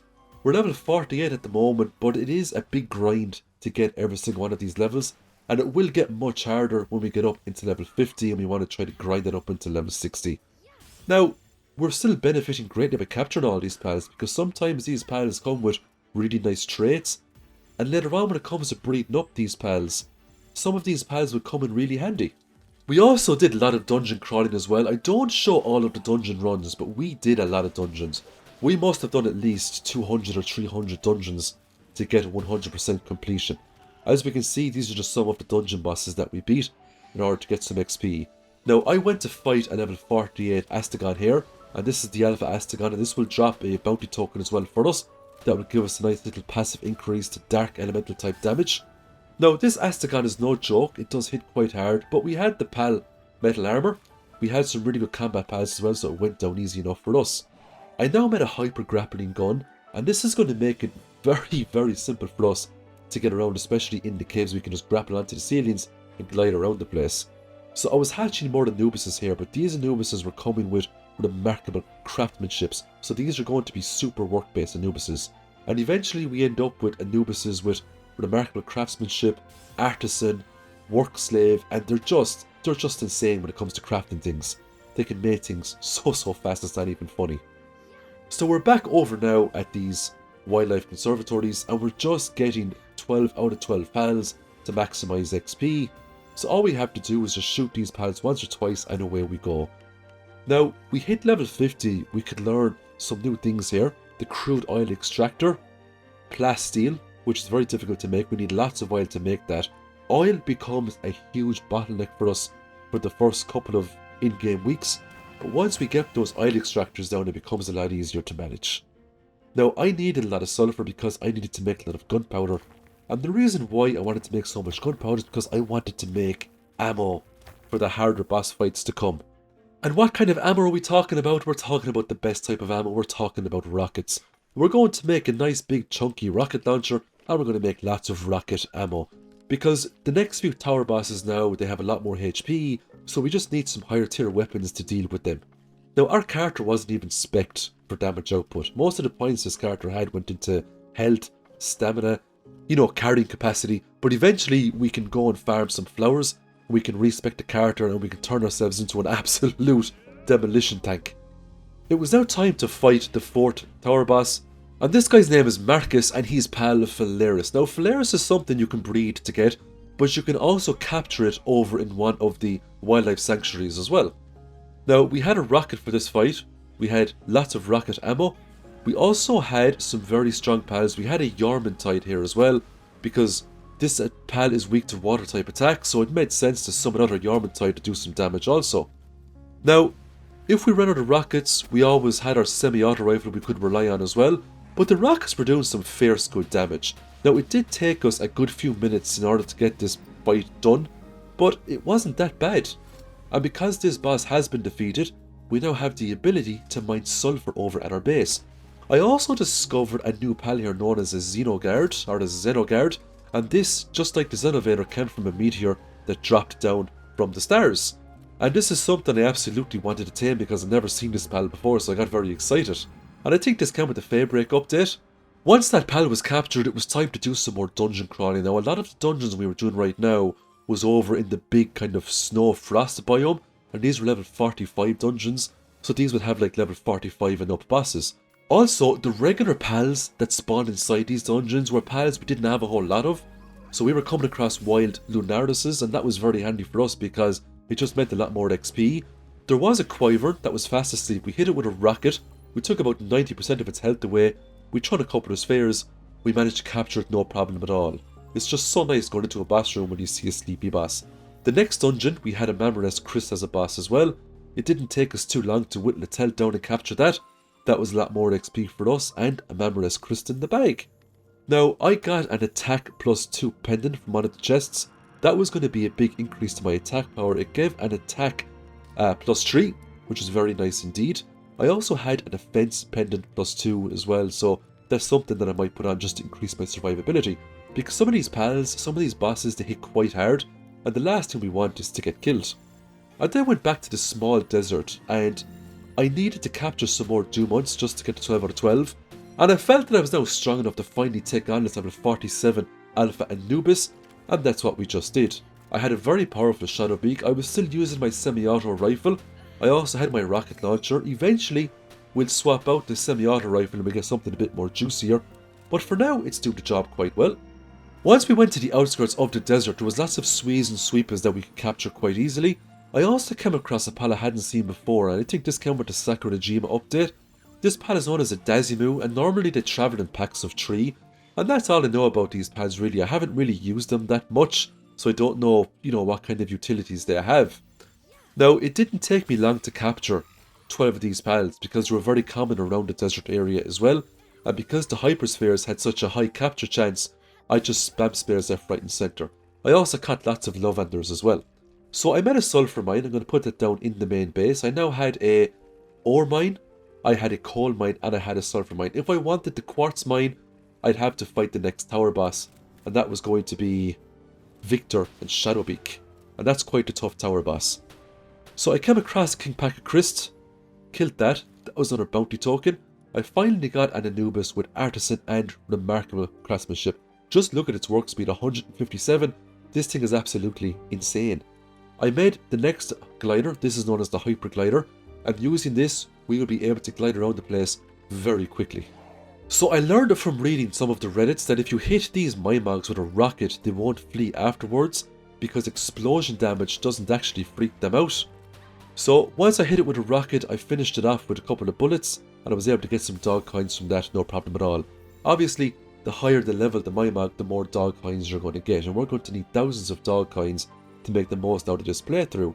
Now we're back over in Sakurajima here. There's lots of new pals to capture. We just got a Quiver Botan there, and now we're capturing a new pal here. Now this pal is quite interesting. It's called Lulu, and Lulu has an ability to make your crops grow faster, so that's something we might consider putting on the base. We would then come across different pal variants that we wouldn't find on the original island. So this pal here, for example, was a Wixen Noct. That was a pretty cool find. We also had Bushy Nocts around here as well. Now this pal is known as a Noctlum. This has got to be one of the most overpowered pals in the game. It has a passive ability called Steel Guardian. If you level that ability up to max, it increases Noctlum's stats by 200%. And we're going to use Noctlum to beat a lot of the tower bosses on hard mode. Noctlum is an absolute game changer of a pal. We came across a new pal here over in Sakurajima by the name of Dogen. Dogen has a pretty cool ability where he can teleport you back to your base. It's handy, but not super handy because Palworld is literally covered with fast travel points, so I don't really see, super value when it comes to that pal. We managed to beat a Metasting Terra here. We got lots of XP for that. There was a lot of pals here now in the deserts of Sakurajima I haven't come across before. This pal was known as a Prickster. It's basically like a scorpion humanoid pal. This isn't something I use, but I just wanted to capture it to get some XP. There was also lots of Mimogs littered across the desert area of Sakurajima, so I was getting lots of dog coins and XL training manuals from these too, which is really nice. Those training manuals will come in very handy when it comes to leveling up freshly bred pals. Once we were finished with taming lots of stuff from Sakurajima, it was time to go back and do some base management. Now, I had found a lot more Liftmug effigies, so that was our capture power up to level 10 now, which was pretty nice. We're now going to go into some of the starter dungeons, because I actually missed out on a couple of pals there. This is known as Calamari, and I actually hadn't tamed any of those, so it was time to go and grab a lot of those. And these were littered around some of the starter dungeons. Sometimes you get lots of fuddlers, other times you just get lots of Calamaris. Now, when it went to the boss at the end of the dungeon, it was just very satisfying to just hurl in a rocket and just blow them all to bits and move on. Now, we were actually making some pretty good progress, because we were now into the 50s, and we were now starting to breed up in pals you can only get over on Feybreak Island. This pal is known as an Azure main, and just like Urzurk, Azure main here has a level 4 when it comes to generating electricity, so this is another pal you can use on your base when it comes to powering up all those electrical appliances.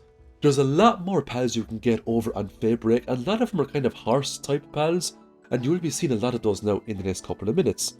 Now, I decided to try out Azure main here as a combat pal because this one came with Musclehead, and I just wanted to see what kind of capabilities it had. Unfortunately, to make a saddle for this thing, I needed level 56, so I couldn't actually ride around on the Azure main. I'd have to wait. It was time now to go and capture lots of Gobfins. I was also capturing lots of Goriats as well. Now, the main reason I'm capturing Gobfins is that we're going for a very specific strategy here when it comes to fighting the tougher things in Palworld. Every time you put a Gobfin in your party, it increases your player attack power. So we're going to go with at least 4 fully condensed Gobfins. Each Gobfin will also have Vanguard and Stronghold Strategist. Vanguard further increases our attack power by 10%, and Stronghold Strategist increases our defense by 10%. So basically, we're going to end up with a character that does extreme damage. Though obviously we're going to have to respec our character as well and dramatically increase our attack power. We're going to have to get some very strong weapons. But once all this comes to play, we're going to have a very overpowered character. I also caught a Gobfin with a new trait here called Vampiric. Haven't come across this one before. Basically, any attacks that pal deals, it gets a percentage back in health. That's going to come in really handy against some of the tougher boss fights, so we will try to breed that into some other cool pals that we can make along the way. I also decided to make an advanced structure here known as a large scale oven, and the great thing about this oven is that up to 3 pals can use this at the same time. So you can basically make cakes 3 times as quick when it comes to using things like this. So we had enough mats there now to make 80 cakes, and we're now going to shuffle around some pals in the pal box. We're going to bring in some Ragnahawks to help out the Suzaku, and before we know it, we're going to have tons of cakes to do tons of breeding. We are now entering into the semi-end game of Palworld, where breeding becomes a lot more important. I also managed to pick up a Gobfin here with the Demon God trait, and this is the very first Demon God that I've come across. It's an attack plus 30% and a defense plus 5. It's an absolutely amazing trait. So eventually now we're going to have pals with Vampiric, Demon God, Musclehead and Legend. Very powerful traits will be needed to tackle a lot of the endgame stuff Palworld has to offer. But first, we need to level up. So it's back over now to the Volcano area, and we're just flying around here now with our Shadow Beak. We're shooting pals, getting their HP down, and we're throwing pal spheres at them. We're also breeding Gobfins because I want to get a Gobfin with Vampiric, Musclehead and Demon God. And if I can get that done, I can then start breeding that with other pals, and I can start getting those traits mixed across the pal index. Now, if we want to get this Angry Shark passive skill to level 5, we need hundreds upon hundreds of Gobfins. Thankfully, this area is called the Gobfin Turf. There's tons of Gobfins around. You just don't run out of Gobfins to tame. And all I had to do was shoot them once with my rifle, throw a Hypersphere. I had Hyperspheres to burn. I took a break occasionally. I decided to go and do other things so I didn't get burnt out. So I just went over to another wildlife conservation here and just started taming up some more wild pals. I got a really cool Urzurk here. It had Birdie Body, it had Lord of Lightning, and it had Musclehead. That was a really good Urzurk. I was also coming across wild Astigons here as well, so I decided to go ahead and grab some of these just to get some more XP. There was also a wild Phalaris over here as well. That was very nice, so we're going to capture that up straight away and add that to the pal dex. Now, this is a really good flying mount, but we don't actually use it because the Shadow Beak is very hard to beat.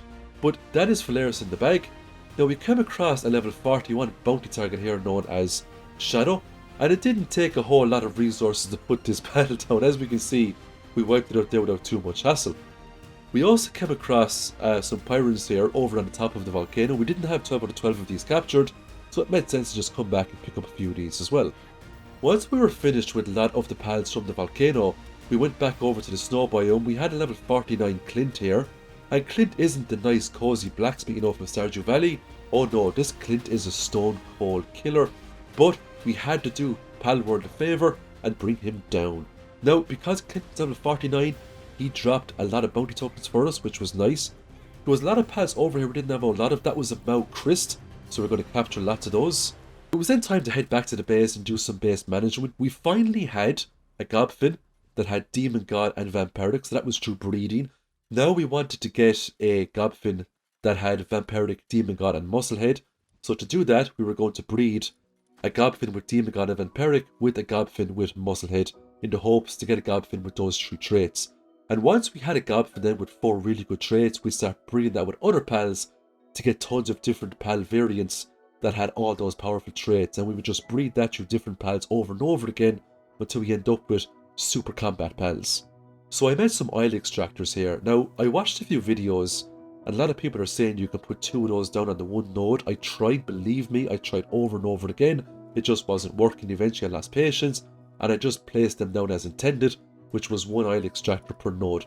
But this place was pretty good because it had 3 oil nodes in it. A lot of other places only have 1 or 2 oil nodes, so that should be enough to kind of keep up with the oil requirements. So I managed to breed up a Gobfin there now with some really good traits. Let's go take a look at it. This one had Musclehead, Demon God, Vampiric and Hooligan. Hooligan isn't the worst, but they are better traits you can get. Now, in all fairness, Hooligan does give an attack power increase of 15%. Ferocious would have been better because it gives 20. Of course, if we got Legend, it would have been better again, but we don't have any Legendary pads just yet. So you know what? I was actually pretty happy with that. I was very happy with that. And we will use this Gobfin now and breed this with other pals in order to get all those traits spread across. Now, we came across another Predator pal today, and this pal was known as a Gildane. And I was actually surprised to see the pal here because normally it's exclusive to Feybreak Island. Now, the pal was asleep, so I was able to get a sneaky rocket in there for the head. It did tons of damage, that made my life a lot easier. Now, this Gildane was no joke. It dropped a rock on my Shadow Beacon and almost killed it. So I had to be very careful fighting this thing. Now, it was level 48 Predator pal. That was the highest level pal I fought so far. So as a result, I was rewarded with 6 giant pal souls and 6 Predator cores. Now, pal souls are something we'll talk about later on in the video when it comes to fighting the endgame pals. Pal souls are basically an item we can use to dramatically increase the attack and defensive stats of a pal. Now, when I left this area and came back in, for some reason the Gildane had respawned. That was incredibly lucky because you're not guaranteed a Predator respawn in the same region every single day. So I managed to kill it again and I got 6 more Predator cores. I was over the moon with this. Because I now had so many Predator cores, I could go back to the base, I could make something out to increase inventory slots. Because I had the Gobfin with the very powerful traits, I eventually was able to breed those into a Yakumo. And I now have a Yakumo with some insane traits here. And as I mentioned previously, there's a chance now if I capture the pal while on this Yakumo, they will get all of those traits. Now there's a very small percentage they get out of the traits, but even if they got, for example, Demon God and Musclehead, that's still way better than nothing. Now, Yakumo isn't the fastest ground mount around, but it's definitely worth the payoff. These oil extractors are extremely heavy on electricity. I had to make a lot of energy output devices to get these oil extractors working. Thankfully, I managed to get an Azurman here with Artisan and Sirius. Now, it did have Hooligan, so that was work speed -10, but the Artisan and Sirius were more than enough to outpace that, to absorb it. I also decided to make a laser rifle and lots of energy cartridges, and this is going to give us a huge increase now in firepower. This is way better than the semi-auto rifle that we've been using. So we now have a nice combination of laser rifle and rocket launcher. The laser rifle can fire 30 rounds very, very quickly. It's just way better than the semi-auto rifle. Eventually, we will get our hands on a legendary laser rifle, and we will bring that straight up into the end game. The laser rifle will bring us all the way to 100%. So it's time to breed up more pals. I got a Gildane here, which is pretty cool. This one came with remarkable craftsmanship, but we weren't finished there. it was time to breed up the guild in with an Orchidere Terra. This was going to give us a brand new mount known as a Celestere. Now, the Celestere was a staple when it comes to base production. This thing has a level 4 skill in logging, so it's basically the upgraded version of the Orchidere. Now, we couldn't actually use it yet because I think we needed a higher level to make a saddle for it, but we can actually use it in the base, so we're going to assign it to the logging site. The reason why I needed to grind out wood is because I needed to break down wood into charcoal to make gunpowder so I could make more rockets. So Celestere was needed. I managed to get one here with remarkable craftsmanship, conceited and work slave, so it had some serious work speed traits. This thing had a work speed of 165. It was going to get a lot of wood for us.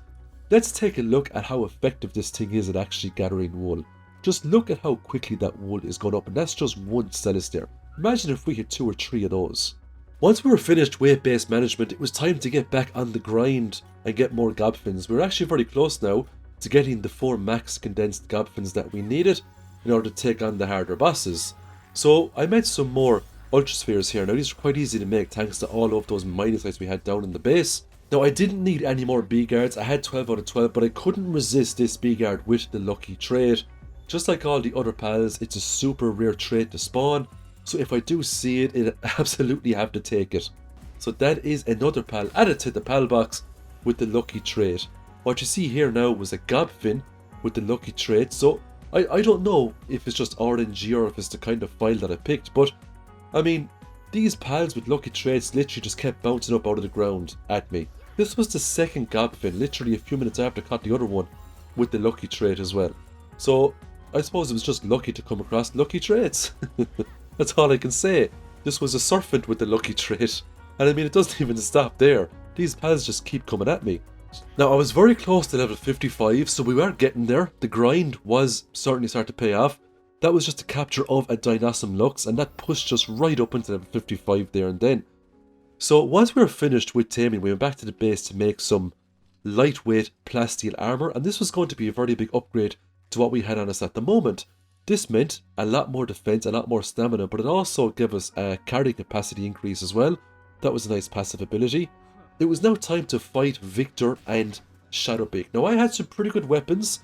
I also had a Chillet here, and the reason why I mounted this was because it changed my attack element to dragon element attack. That was going to do bonus damage to Victor and Shadowbeak. I also had 4 gobfins equipped as well. Each one fully condensed, each one also had Vanguard and Stronghold Strategist, so I had a lot of attack power stacked. But I still hadn't reset the stats on my character, so there's still a lot more I could do with damage output. But for now it was enough to beat Victor and Shadowbeak, and once this boss was destroyed, I was finally able to get the quartz mining site added to my base. Now it wasn't that much of a challenging fight. I mean, I had the fight done in about 3 minutes, but this is just the normal mode. And there's still 2 tower bosses to go. We have to fight a tower boss on Sakuradajima, and we have to fight a tower boss on Feybreak Island, and they're not easy. They are not easy at all. But for now, let's take the rewards. That is the quartz mining site we can now put on the base. Now, because I was level 55, I wanted to start tackling some of the legendary paths. We had a Frostalion here. I jumped on my Ragnahawk, because Ragnahawk changes my attacks to fire type attacks, and that means bonus damage on the Frostalion. Now, Frostalion has some serious damage output, but, you know, I managed to get it stuck a few times inside the cliff, so I was able to get some free shots on it. Unfortunately, Frostalion was well within range to strike my Ragnahawk. Now, most of the time I was getting critical hits on it, so I was stunning it, but it had a few attacks that did some serious damage. That big ice spike there almost wiped my Ragnahawk off the face of the earth. Now, to be fair, my Ragnahawk was only level 35. This thing was level 60 legendary pal, so Ragnahawk was way under leveled. Now, I didn't want Frostalion targeting me all the time with, with attacks, so I took out a Gobfin in order to, try to buy myself some time, but I failed. I will have to go back to Frostalion later and get some revenge. I'm just going to have to do some gearing up, maybe respec my character. So it was time to hit the dungeons again. We're just going to go with a Quivern tame here. And we don't have 12 out of 12 Quiverns, so it was just more XP for me. We then came across another pal here. It was a Lunaris that was asleep. We wiped it out, no problem at all. All these Gobfins that I had just made it a lot easier to destroy all of these Alpha pals, just to get a lot more XP.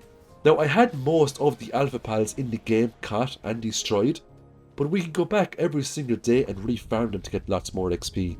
This is just a cool scene of a meteor coming from space, landing into the ground.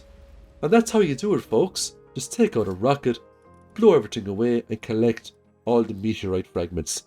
Now, I made myself a Mazzarina cheeseburger. This increases my own attack by another 20%, and I was hoping this was going to do the job. My Ragnarok was also a bit stronger. It went from level 35 now in the space of 1 or 2 days, up into the high 40s. Now, obviously, it still wasn't optimal. And I didn't even have this Ragnarok condensed, so I was only doing basic fire damage.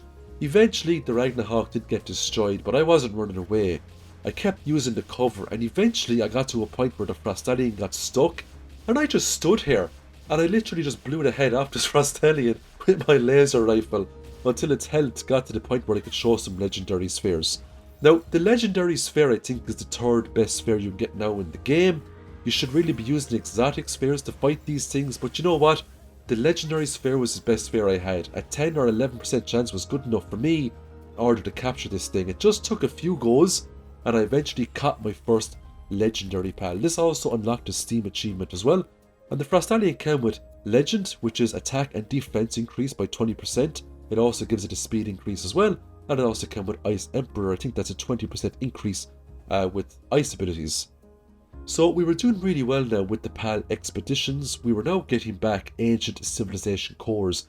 These are needed for more of the advanced research projects. They're also needed to make some of the advanced shields and other bits and bobs. Now I was only getting about 56% of the rewards by going into these caves. This was the Astral Frost Caverns. I could do this because I had beaten Victor and Shadowbeak. Eventually we will capture a lot more legendary pals. They will give us a lot more kind of fighting power when it comes to the expeditions, and will bring back even greater rewards.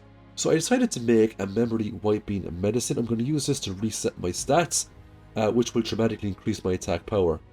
I was now breeding up a pal here known as a Splatterina, and I think this pal you can get over in Sakurajima, and the pal basically has an ability where it can butcher pals for you. And of course, the more you level up that ability, the more resources you're going to get from butchered pals. Now, this Splatterina was trying to take on traits originally from the Gobfin, so I was trying to get Vampiric, Musclehead, Demon God, things like that to make the ultimate Splatterina. So I kind of wanted to make the ultimate versions of everything. Because I had lots of Predator cores, there was no time to make the large pouch. And this was going to give me even more inventory slots so we could do some more adventuring before we had to return back to the base. It was now back out to farm more quartz, and the reason why I was farming quartz was so I could make the quartz mining site back at our main base, and that would just eliminate the need then to go out and farm quartz again. I had lots of quartz there now, that was pure quartz. I'm now going to make the guided missile launcher, 1500 attack, but this thing, the missiles it fires, they lock on to targets, and the lock on is really good. This thing will even follow targets around, so it's basically a rocket launcher that homes in on targets. Now you can't use rockets for this, you have to make missile ammo, and to make missile ammo we need a lot of expensive resources. Crude oil there becomes the bottleneck, but eventually we will put a lot of research into oil excavation, so we will get back a lot more oil a lot more frequently. So once we make the guided missile launcher, I made about 121 rockets, and when I went over to Sakurajima to take a look at the tower boss, a meteor fell from the sky, and with it, I didn't get a Xenovator or a Xenogard. I got a pal I've never seen before called a Selene, I believe it's called. And this is actually the pal that the next tower boss uses. Speaking of the next tower boss, it was time to go and fight the Sakurajima tower boss, and this is Seiya and Selene. Now this tower boss has some ferocious attacks. She's got this big huge pal blast that she'll fire out at you. It's very hard to dodge. This boss wrecks me a couple of times. Eventually I learned how to dodge most of the fights, and it does make the battle go a little bit easier. Now when it comes to getting out of the Steam achievements, when it comes to 100% in the game, you don't actually need to fight the Feybreak boss on hard mode. Seiya and Selene is actually the last hard mode hurdle we need to kind of complete, you know, when it comes to getting those last few achievements. Now we're going to open up here by going on Chillet. This was a huge mistake because she fires a big pal blaster here at us, and it almost destroys our poor Chillet. Now I have this Chillet built on defense. It has the burly body trait. I also put some pal souls into Chillet too, increasing its defense and its HP, and that attack still made minced meat of it. Now, when it got down to about the 8 minutes mark, I was running the wrong way. I should be running to the right and I ended up dying there. So it was time for the rematch, and this attempt was much better. You can actually outrun most of the attacks she throws at you by just keep kind of running clockwise. Now, we could have resummoned the Chillet, we could have jumped on it and we could have got the bonus damage, but the Chillet wasn't even condensed, so it wasn't really worth the effort. The Chillet's just too slow. If we had a Chillet with maybe Swift and Nimble and things like that, it would be much easier to do so, but we didn't have such a thing. Was it worth breeding the Chillet to do that? It wasn't really. Now, this fight turns into a marathon, and it wasn't really a fight where we needed to do so much damage within the time given. We had more than enough time to get Seiya and Celine's HP down to 0. This was a survival contest. We needed to dodge attacks until we had enough damage done. Now, I came in here with a Frostallion. I got killed fairly quickly, and the reason I came in here with a Frostallion was because it was much more bulkier than that of the Chillet. Eventually, the marathon paid off. We managed to beat the boss. That is the second last tower boss defeated, which was very nice. It was now time to go to the level 55 Rain Syndicate Oil Rig. Now, this oil rig is something that we farm a lot to get specific pieces of gear, especially weapons, legendary weapons. Now, what we really wanted from this was a multi-guided missile launcher. Basically the same as the missile launcher we're using at the moment, but this weapon in particular can fire 4 missiles at once before it has to reload. So that would be a huge increase in DPS from what we're using right now. Now, this oil rig is pretty big, and the big oil rig chest spawns every single day. It spawns in different locations, but to be honest, I do this oil rig I'd say about 20 or 30 times before I get everything that I needed in order to kind of push on with the harder content the game has to offer. This is the first time when I'm opening up the chest here now, and inside, I managed to get the multi-guided missile launcher, but it was just a green one. And I wasn't too impressed with that. I wanted at least a blue or a purple one, kind of before I took on the harder content. Now, at this moment in time, you didn't have the draft table. The update hadn't hit the game where you could combine multiple blueprints together to make higher level blueprints. So a lot of these blueprints I was throwing away, which was unfortunate. Now, the one upside about coming to this oil rig every single day was the fact that I was getting tons of crude oil. So I was making hundreds and thousands of plasteel back in the base. I also was doing a lot more adventuring. I was getting a lot more lift monk effigies. So my capture power was now on level 11. So I met a sniper module 2 here. This is a bit different from the heavyweight module. This makes your sphere go really far, but it still increased the capture power on my pal spheres. So I met that straight away, and that's going to make life a little bit easier for us when it comes to capturing pals. We just captured a soothsayer there. I have no idea what it does, but it was a pal that we hadn't yet caught, so I wanted to add that to the pal decks. We also came across a predator, Splatterina here. We managed to eliminate that without much issue. We got 8 predator cores for wiping that Splatterina off the face of the Palpagos Islands. It was then back to the desert biome on Sakurajima, and we were looking to tame up here some Hell Zephyr Luxes. Now, we didn't have any of these captured right now. They were coming in at level 48. That would help a little bit with the expeditions. We also wanted to grab this Menacing Terra as well because we didn't have this. So it would be nice just to get this added to the pal decks. We basically wanted to do everything you can possibly do on Sakurajima before we went over to the Feybreak Island. So that meant, of course, killing all of the bounty targets here, killing all of the alpha pals. We've already dispatched the tower boss. We also wanted to catch every single pal you could potentially catch over here. So we just got 2 lucky Gorilla Terras in a row. That was insanely lucky. Again, I don't know where these lucky pals are coming from. They're just jumping out of the woodwork here at me. When these supply drops do land, I always cross my fingers and hope for something that will either increase my HP or, more importantly, increase my attack power. Now, eventually, we do end up maxing out our attack power and we do become a ferocious weapon of destruction. We just got some stamina potions there, and it's not too bad. Now, we did manage to get enough dog coins to get the next accessory slot unlock. Any future dog coins we get, we can always put them towards potions that can increase pal stats, or even potions that can increase our own stats. So dog coins are still very important. We were now more or less finished with Sakurajima. It was time to make our way over to Feybreak Island, the final stretch of this challenge. Now, Feybreak Island is absolutely huge. This is what we've uncovered so far. The only thing we haven't tamed over on the original maps there are the legendary Jet Dragon and Necromus and Palladius. We will capture those eventually. But for now, we weren't max level, and there was lots of opportunities over on Feybreak for us to get max level without much problems. The first thing we were greeted by was a Vanworm Christ.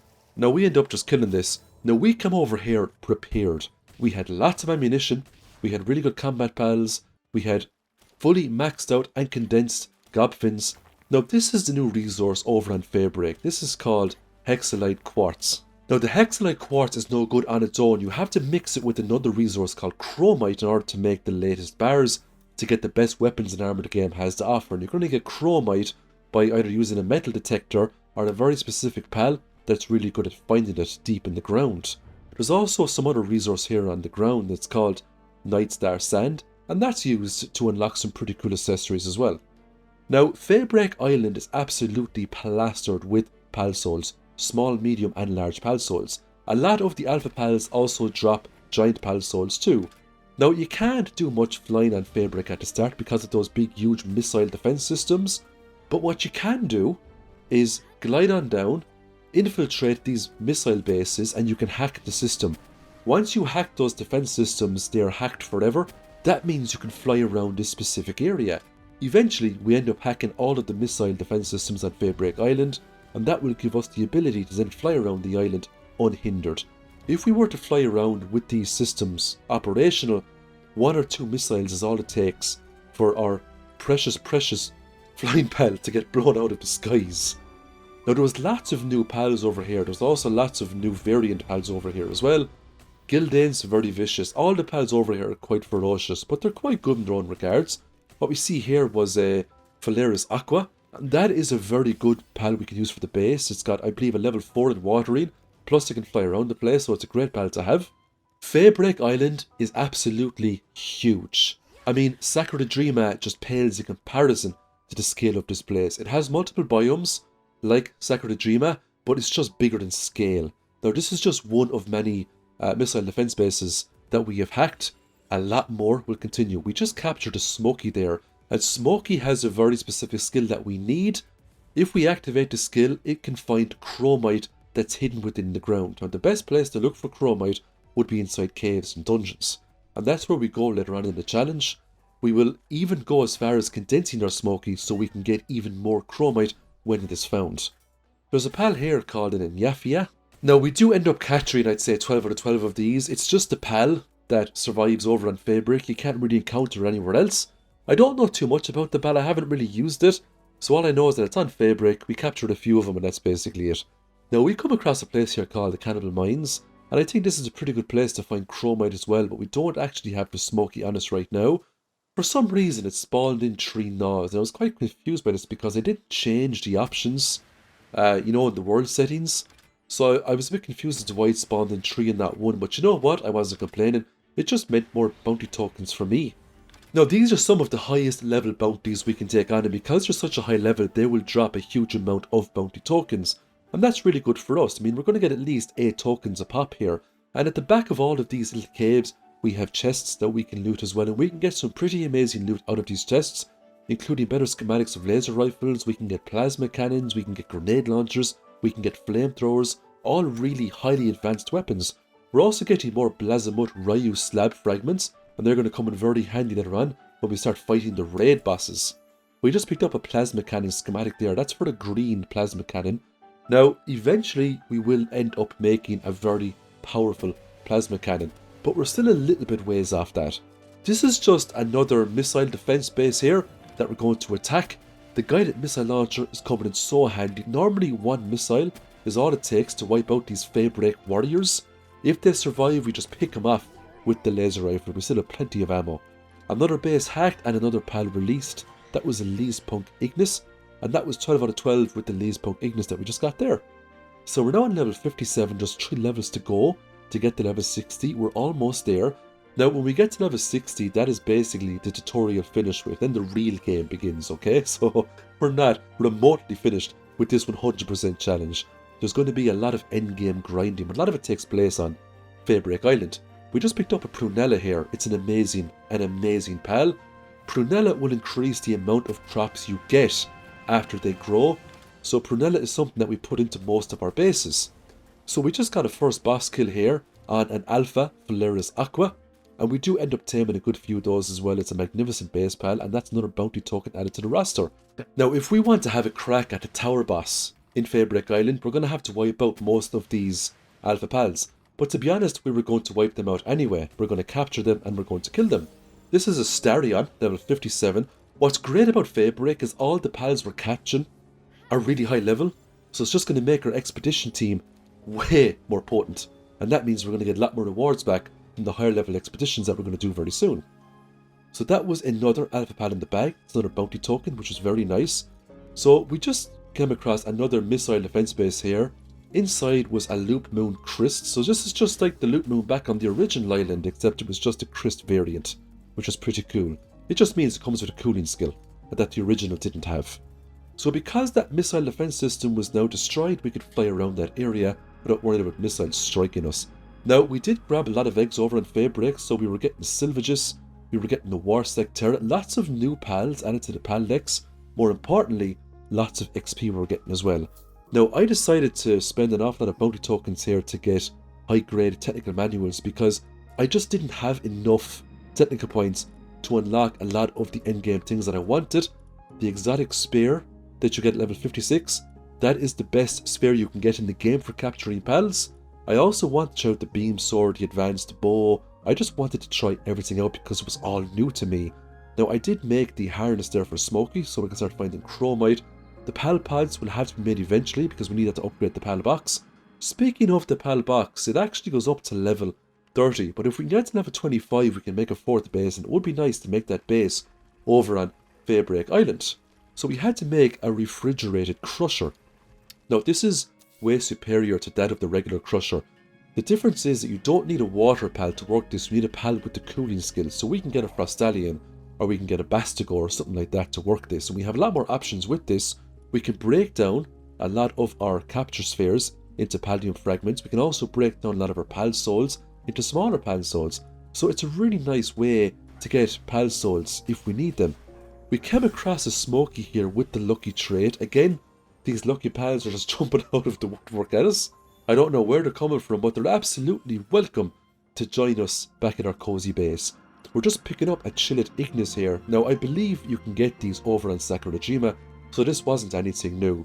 And the grind continues. We're just hunting down all these missile defenses. If we come across any sort of alpha pals like this, we're going to try to kill them, we're going to try to capture them.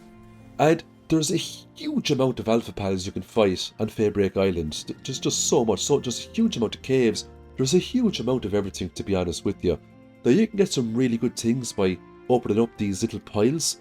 The energy cartridges are an absolute game changer because we're actively using the laser rifle. Those little bits of cartridges are coming in handy.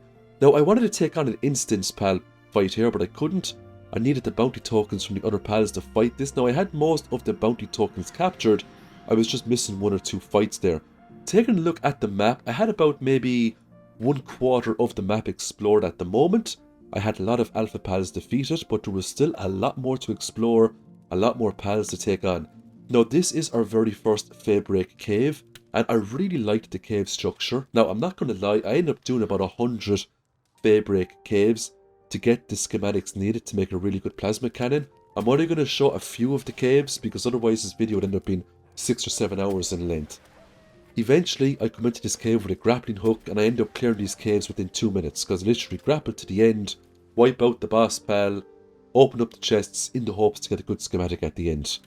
So what we see here now is an alpha splatterina. Because this is a cave boss, it's not going to drop a bounty token just like the rest of the caves on the other islands, but we are going to get a nice amount of XP from either killing this or capturing it. We're very close now to getting level 58, and this guided missile launcher is doing a magnificent job when it comes to whittling down these pals in very short amounts of time. Now, what you're going to see here are Xenolord slab fragments. So not only are we getting the Blazimuth Ryu slabs, but we're getting the Xenolord slabs as well. And Xenolord is something we have to fight to 100% this game. Xenolord is an extremely difficult raid boss, but we'll talk more about that later on in the challenge. For now, let's go fight this level 59 Silvages. Now, we should absolutely get a bounty token from fighting this guy because it's not in a procedurally generated dungeon, it's in a regular cave. So we get an ancient technology point along with the token. We also come across a Kitsune Noct here, and we're going to get another bounty token from beating this as well. And Kitsune Nocturne is more or less the same as Kitsune, except it's a nocturnal version. Now, we're getting some pretty good stuff here from opening up the chests. We're getting diamonds, and we're getting more Xenolord slab fragments. We just got an Omaschool there from hatching open an egg. Omaschool has a very good passive ability. It will increase the amount of experience we get as long as it's in our party. So, if we decided that we wanted to level up pals much faster, getting a max condensed Omaschool would be a pretty good way to go about doing things. We're also getting Tanatrus as well. Now, I think, I could be wrong, but this could be a Sakuradajima mount, but correct me if I'm wrong in the comments. And that is basically a grappling gun on steroids. Now, I actually haven't used it myself, but I did read about them, and they're meant to be a lot of fun to get around with. So, we've come across another alpha boss here. This is the Loot Moon Christ. We need to beat this in order to access the tower boss, I believe. We need to beat this to get access to the instant bosses anyway. Thanks to our lovely guided missile launcher, it was very easy to dispatch one of those. I found another missile defense base. There must be at least 10 of these. Scattered around Feybreak Island. So we wiped out all the Feybreak warriors, hacked the missile defense system, and we managed to rescue a Prunella from her demise inside that cage. Lots of XP there for that. We're now level 58. Now, as you can see, there's a lot of Lift Monk effigies we can collect on this island as well, and we still haven't completed the achievement to get over 250 Lift Monk effigies. We're still actually a ways off that. So that is another boss kill there for us, which was nice. Billy has bitten the dust. 8 more bounty tokens for us. We're now going to grind onwards. We're going to head up to the next missile defense station. We're going to hack this, rescue the pad, and that's just one more area then where we can use our flying mount.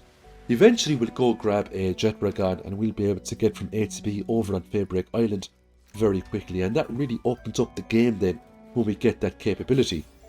So we're just fighting an Alpha and Yafia here, and this is also needed to get another bounty token. We're actually very close now to getting all of the bounty tokens the game has to offer. We came across another missile defense station, so we're going to rescue the Mossandra Lux, hack the missile defense system, and away we go on our merry way. And it's just rinse and repeat until we have all the missile defense stations done. As we can see, Feybreak Island is just absolutely huge. I mean, it's got a bit of a desert biome going for it. It's even got a volcano biome. It's got multiple layers of biomes. It's got underground biomes as well. We just took on a Nightmare here. Nightmare is a pretty cool pal in terms of if you have it out in the battles with you, it can increase the drop rate of pal souls when you're fighting pals. Now, we don't really use Nightmare because even if you just fly around Feybreak Island, there's pal souls basically littered all over the place. So I don't really find Nightmare that useful, so I didn't bother investing in one. I did capture a few, but that was it. I came across a bounty target here by the name of Ram, and I managed to kill him no problem. Now, he was level 59 bounty target, so I got a lot of bounty tokens from him as well. I had over 43 Lift Monk effigies just lying around the place, so I increased my capture power to 12. We're now going to breed Anubis along with Frostallion, and this is going to give us a new legendary pal by the name of Bastigor, I believe. And Bastigor is a pal that we will use later on in the challenge. It's a very good combat pal, and it has some very good base capabilities as well. So what we see here is, yes, it is another lucky pal. This one is a Guild Lane, so we will absolutely catch that. That is one more lucky pal added to the list. Because of the way our character was spec'd, and because of the weapons we were packing, and the fact that we had all these stacked up gobfins, these alpha pals just posed literally no threat to us. It just took a few shots of a weapon and they were eliminated. That's how easy it was. The challenge here was just keeping up with the grind, because there was so much to do over on Feybreak Island, but we were getting through it. Every time I thought to myself, yes, this must be the last missile defense system surely, because we've done so many of them by now. Another one or two pop up out of the ground. So this is going to be the final area, and we can see the tower there at the very end. It's such a cool biome. So we're going to jump straight into this, and we are going to do some serious exploration. There's a lot of new alpha pals around this area, along with some missile defense bases as well. But we're very close now to hacking all of these bases. And once we've done with all these alpha pals, once we've beaten all of the instance pals, we can then go and fight the tower boss. And once that tower boss has been defeated, then the end game will truly begin. So this is our first of many Bastigors that we've just hatched open here. And a lot of these Bastigors have some pretty cool traits on them, so we can put them to work. It's especially good at taking on the refrigerated crusher, and that's what I use my Bastigor for primarily.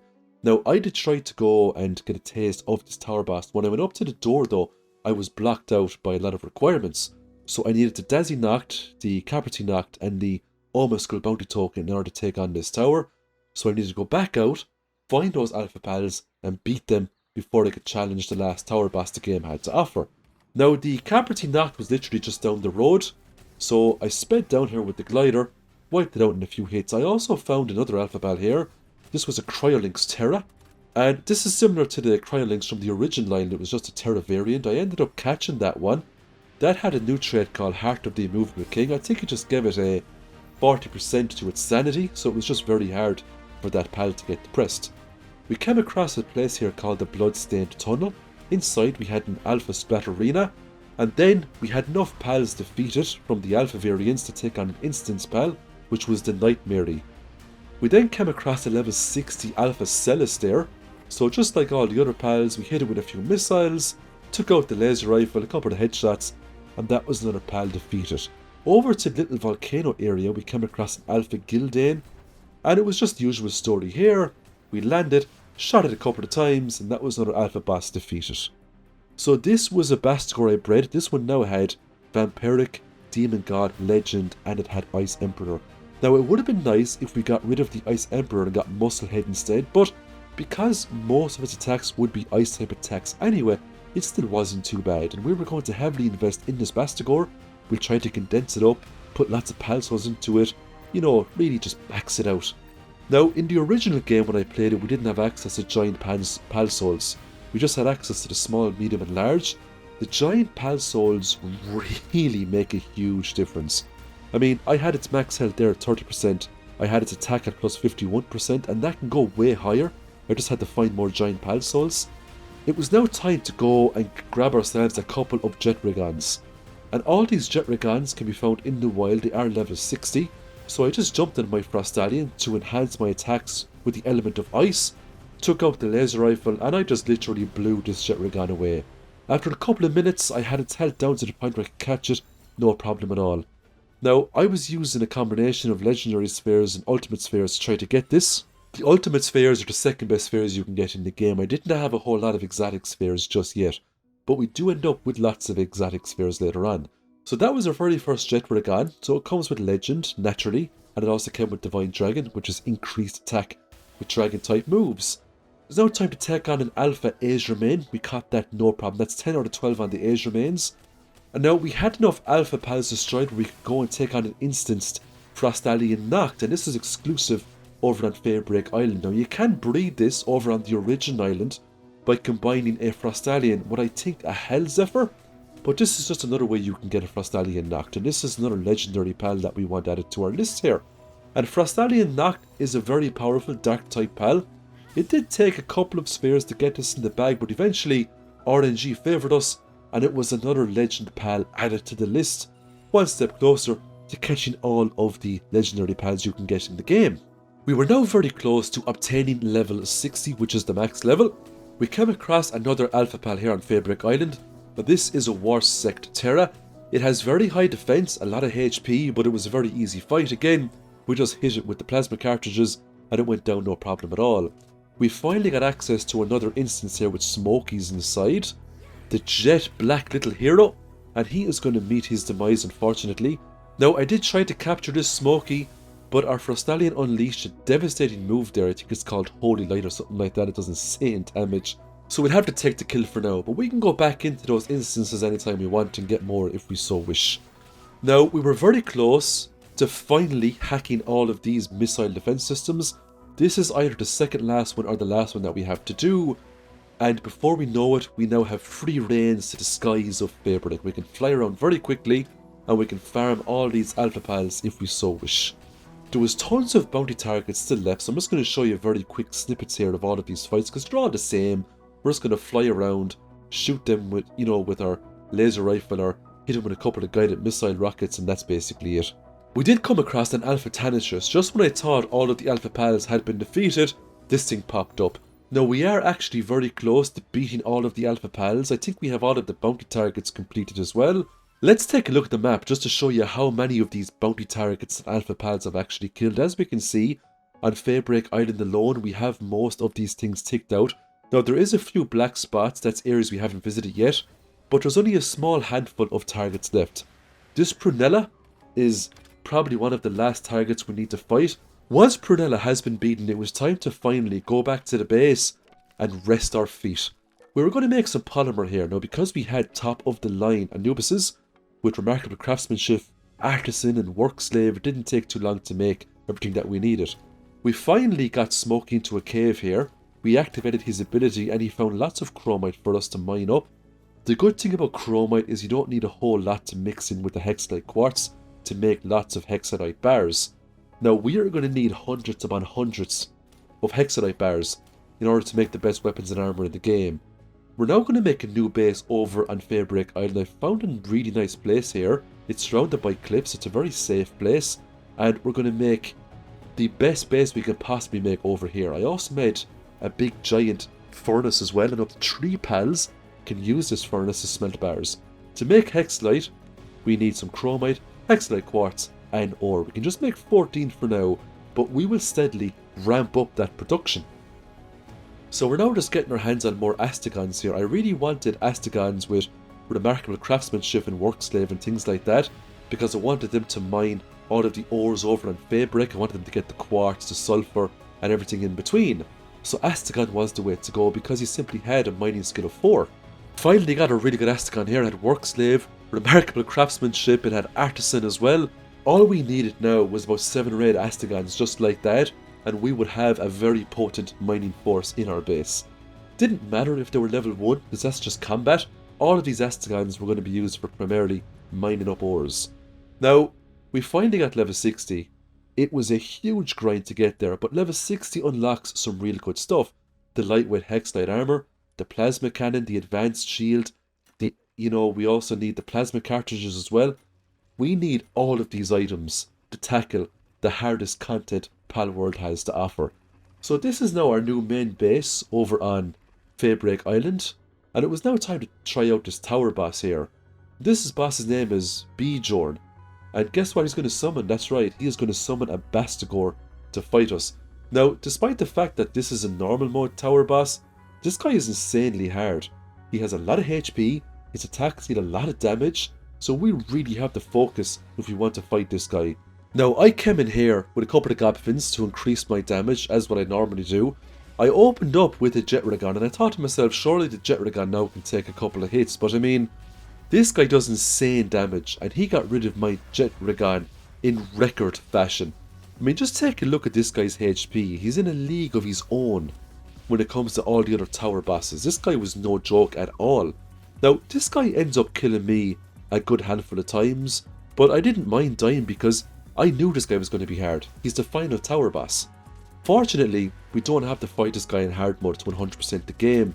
The hardest we have to go is to fight Seiya and Celine on hard mode. This guy isn't a requirement just yet. Now, when we got killed, I had to go back and research the best way to fight this guy. So I decided to bolster up my pal decks by getting these other legendary pals. So we're going to come along here now, we're going to get Necromus and Palladius. Now, Necromus has much less defense than Palladius, so it's always worth firing rockets and hitting Necromus at the start, getting his HP down. Once it becomes a one pal fight, it becomes much easier. Now, because you're fighting 2 legend pals at once, they don't have huge amounts of HP, so we just had to keep the attack up on Necromus, and before we knew it, he had a sliver of health left. We were using ultimate spheres, and it just took a few goes to get Necromus in the bag. Once Necromus was caught, we just had to focus on Palladius now. Now, Palladius had a couple of deadly moves up his sleeve. He had Holy Light, he had that Pal Blast as well. These are moves we absolutely want to avoid, but it didn't take long for us to just shoot this guy's HP down to almost 0, throw a couple of Pal Spheres, and he was in the bag as well. It wasn't the toughest fight, to be honest. The great thing about fighting these pals is that when you capture them, you're getting 20 Pal Ingots a go, and I'm not going to say no to 20 Pal Ingots. We're still using Pal Ingots for a lot of ammunition and for a lot of other bits and bobs. Now, I needed to speed up process time, so I went back to the research center, and it was time now to get some more ancient Pal manuscripts, so we can speed up the duration of time that it takes for these eggs to hatch. There was also a lot of bonuses we can get too from doing these research projects. There was also a Steam achievement as well. I think we had to get at least maybe, was it 50 or 70 research projects completed? So we were also aiming for the Steam achievement also. There was also a Steam achievement to capture the human, and it was something I hadn't done yet. So I got level 59 Ram here, down to a very small amount of HP, and after a couple of spheres we managed to get one. And Ram here will do a very good job going on PAL expeditions. He does add a lot of power. It was back now to grinding out chromite, grinding out hexite quartz just to make some of the endgame items, because I wanted to get the armor before I went back into the tower bosses, and that hexite armor was something I really wanted. I also made a guild chest, and that is a game changer. So that guild chest can share loot between bases, so if I put a guild chest into a different base, I can access the loot that the other guild chest has. It's just really nice to have that. And I end up putting most of my resources into that guild chest. It was time for the weapon upgrade. I decided to make a laser Gatling gun along with some ammo, laser Gatling cartridges. Now these just needed some plasteel, and they also needed some electrical organs. You could buy the organs easy enough off a lot of the PAL merchants, and the plasteel was easy to make as well, because we now had tons of crude oil. We finally got our capture power up to 13, I think it maxes out at number 14. So I'm now going to swap out the laser rifle with a laser Gatling gun. The laser rifle is still a pretty good weapon, but the Gatling gun I think can just do more DPS per second. Now all of this was new to me at this moment in time. You know, I was treading unknown ground there, I hadn't used these weapons before. So I said, you know what harm in trying out these things. I also made Bastagor's hammer as well. This means we could mount Bastagor and it unlocks his special attack. I also did a lot more of the Feybreak caves. This is just a bonus area you can come across in the cave here. And this reminded me for some reason of the Final Fantasy VII Mako in its natural state. So I just got Final Fantasy VII vibes when I found this particular region. I was also getting large lotuses, and that was a life lotus you can get, you know, attack lotuses as well. And we do use a lot of those lotuses eventually to permanently increase our stats. We also came across another predator pal here, and this was level 60 Bushy Knocked. So I decided to take out my laser Gatling gun, and it did some crazy damage. I was very happy with the damage output this weapon could do. That was 8 more predator cores and 8 giant pal souls added to the list. It was then back in to do more Feybreak dungeons, and I was getting a lot more XP for doing those. Now, the fact that my character was max level, it wasn't really the XP I was doing these dungeons for, it was for schematics. And I really wanted strong weapon schematics, especially I wanted the plasma cannon schematics. Now if we take a look at the final tower boss, Bastagor is a frost type, he's weak against fire attacks. I fully condensed the Ragnarok because not only does this change my attacks to fire, but it also dramatically increases my attack output. So I tried this on Frostalion, and just look at the difference here. I whittled down this thing's health within a matter of seconds. I managed to catch this Frostalion within the space of a minute, using a fully condensed Ragnarok and a laser Gatling gun, and the results were just amazing. It was now time to go back in and fight Bjorn and Bastagor. And just take a look at the damage I was doing with this laser Gatling gun. Now I made a lot of ammo for this. I came in here with about 1,000 rounds, ready to be unleashed upon this boss. Believe it or not, 1,000 rounds wasn't actually enough to put this guy in his grave. Now this fight went on for quite some time, and I needed a lot of time, not only to survive all these devastating attacks, but also to deal immense damage. Now any time this boss that got close to me, I immediately stopped attacking and I tried to fly away as quickly as possible. But eventually his attacks did catch up to me and the Ragnarok did die, but there was a good 6 minutes left now and his health was pretty low. So I decided to go all in and just give it my best to see if I could wipe him out before the timer ended. Now I ended up using all of the ammo that was left in my laser Gatling gun, so I had no choice but to take out my laser rifle. But even the laser rifle did some pretty good damage because I had the damage buffs from the Godfins. Each hit did around 1,000 damage, he had about 35,000 health left, so I knew if I could survive his onslaught of attacks, I could achieve victory no problem. Now one of his most lethal attacks was that huge ground pound he would do, and that attack almost killed me, so I was very lucky that attack didn't put me into the ground. Now when his HP got very low, I still needed to have my wits about me. I had to prioritise survivability. When my shield started to recharge, I knew I had this fight in the bag. And that was it. That was the last tower boss defeated. Now, we're not finished yet, far from it. We still had to fight all of the other tower bosses on hard mode, and we had to beat all the raid bosses. There was also some other achievements we had to do as well, but for now, let's use these hard-earned predator cores and make the giant pouch. and this will give us the rest of the inventory slots that we need. That was a maxed out inventory. We also capitalized on our capture power, so that is now our capture power maxed out, but there's still a lot more lift monk effigies we have to find to unlock that Steam achievement. Now, because we had the jet rig on, every time it went dark, it was the perfect time to go out, fly up high into the sky, just take a quick look around, because you can see these effigies glowing up miles away from you. So it was really easy to find lots of them at night time.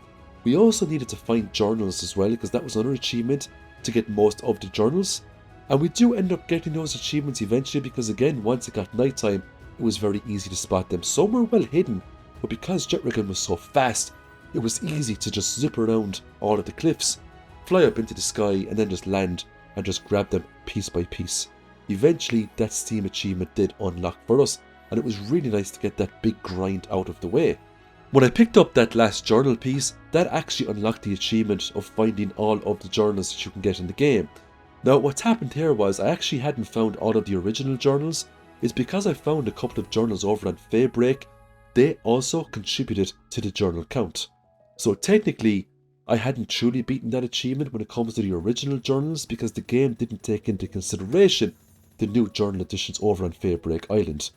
So we were now farming the second oil rig over and over again, looking for very powerful schematics. I just picked up a legendary laser rifle schematic there. That was a huge gain. That was going to be a huge increase in attack power for us, and that's something that we're going to use for the hard mode tower bosses. I was also getting these Asticons to research crude oil extraction efficiency, because I wanted to get much larger quantities of oil at a faster rate, and I had a lot of resources now where I could take on a lot of these research projects without having to grind too much. I also had lots of manuscripts from doing the PAL expeditions over and over again, so it wasn't going to take a whole lot of time to get most of these research projects completed. And because these Asticons had really good handiwork trades and mining trades, it wasn't going to take long to get that workload completed. Now, I was going to this level 55 oil rig over and over again for one very specific reason, and that was to get a very powerful schematic for the multi-guided missile launcher, but it just wasn't popping up for me. Now, we did get the legendary laser rifle, and we will absolutely make that. We didn't need any sort of hex light bars to make that. We just needed lots of plasteel, circuit boards, other bits and bobs, and we had lots of those. So we're going to swap out the laser rifle straight away. This had an attack of 1875, so it was a good bit stronger than that of the normal variant. It uses the same ammo, the same everything, it just hits much, much harder. Now, we can farm this oil rig every single day, and despite the fact that we weren't getting the multi-guided missile launcher, we were still getting very precious resources we needed, such as ancient civilization cores. We were also getting tons of missile ammunitions and other bits and pieces. We had no way to properly farm hexalite quartz, so we just had to fly around on the jet rig and just mine it manually. There was no other way around it. I thought to myself, if I beat Bjorn and Bastigan, maybe it would unlock some sort of a mining site where we could get that stuff, but unfortunately no. There was no other way around it, we just had to go grind it out with our pickaxe. It was time to finally put down a summoning circle, and within the next couple of days we will summon the Bell in the War and we will fight it just to see how well we can do. I then went to the little village and I used a lot of bounty tokens to get some ancient PAL manuscripts because we were going through so many research projects. It was time to craft one of the best armors you can get in the game now, the lightweight hexalite armor, so it's going to be very nice how to get our hands on that. This armor, just like the previous armors, gives us a lot more defense and HP, and I also thought the armor looked really cool. Now, this is the best armor we do get our hands on. You can get better variants of it, you can get like the legendary variant, but I think you need to go and farm the highest level oil rig for that. It was also time now to get some really good knock-items, and the reason why we wanted really good knock-items is because these guys have a passive ability where they can increase their stats by 200%, and they end up being the ultimate boss killers, especially when it comes to the hard mode towers. The PAL expeditions we were doing now were the Feybreak caves because we had Bjorn and Bastigor defeated, so we were getting some really good stuff from these, including ancient civilization cores and exotic PAL spheres, and we will put these exotic PAL spheres to use. So we were now capturing lots of Jetricons and Frostallions because I wanted to use all of these PALs to increase the reward gains on expeditions, but also to fight the raid bosses. As we were waiting for the respawns to come back in so we can tame them again, we would visit the oil rigs and hope to get something decent. Now eventually we do end up getting the things that we want from the oil rig, but it did take a lot of attempts. We must have done that oil rig at least 30 times before we got the stuff that we wanted to fight the really hard stuff Palworld has to offer. For now, let's go summon a Belle Noir. Now this is only, I'd say, a level 30 pal. It was easy to fight. It didn't have any devastating abilities. Behind me, I had a lot of Frostallions and Jetregons, and we just overpowered it. We managed to beat this thing in a couple of minutes. Now this is like, Zoe and Grisbold. This is like the tutorial to raid bosses. The Blazimuth Ryu is much harder, and the Xenolord is even harder again. They're not pushovers, not by a long shot. Once Belle Noir was defeated, we managed to pick up an egg, and we can actually hatch that egg, and that will give us a Belle Noir. We also got a training crystal, and this is like a rare candy in Pokemon.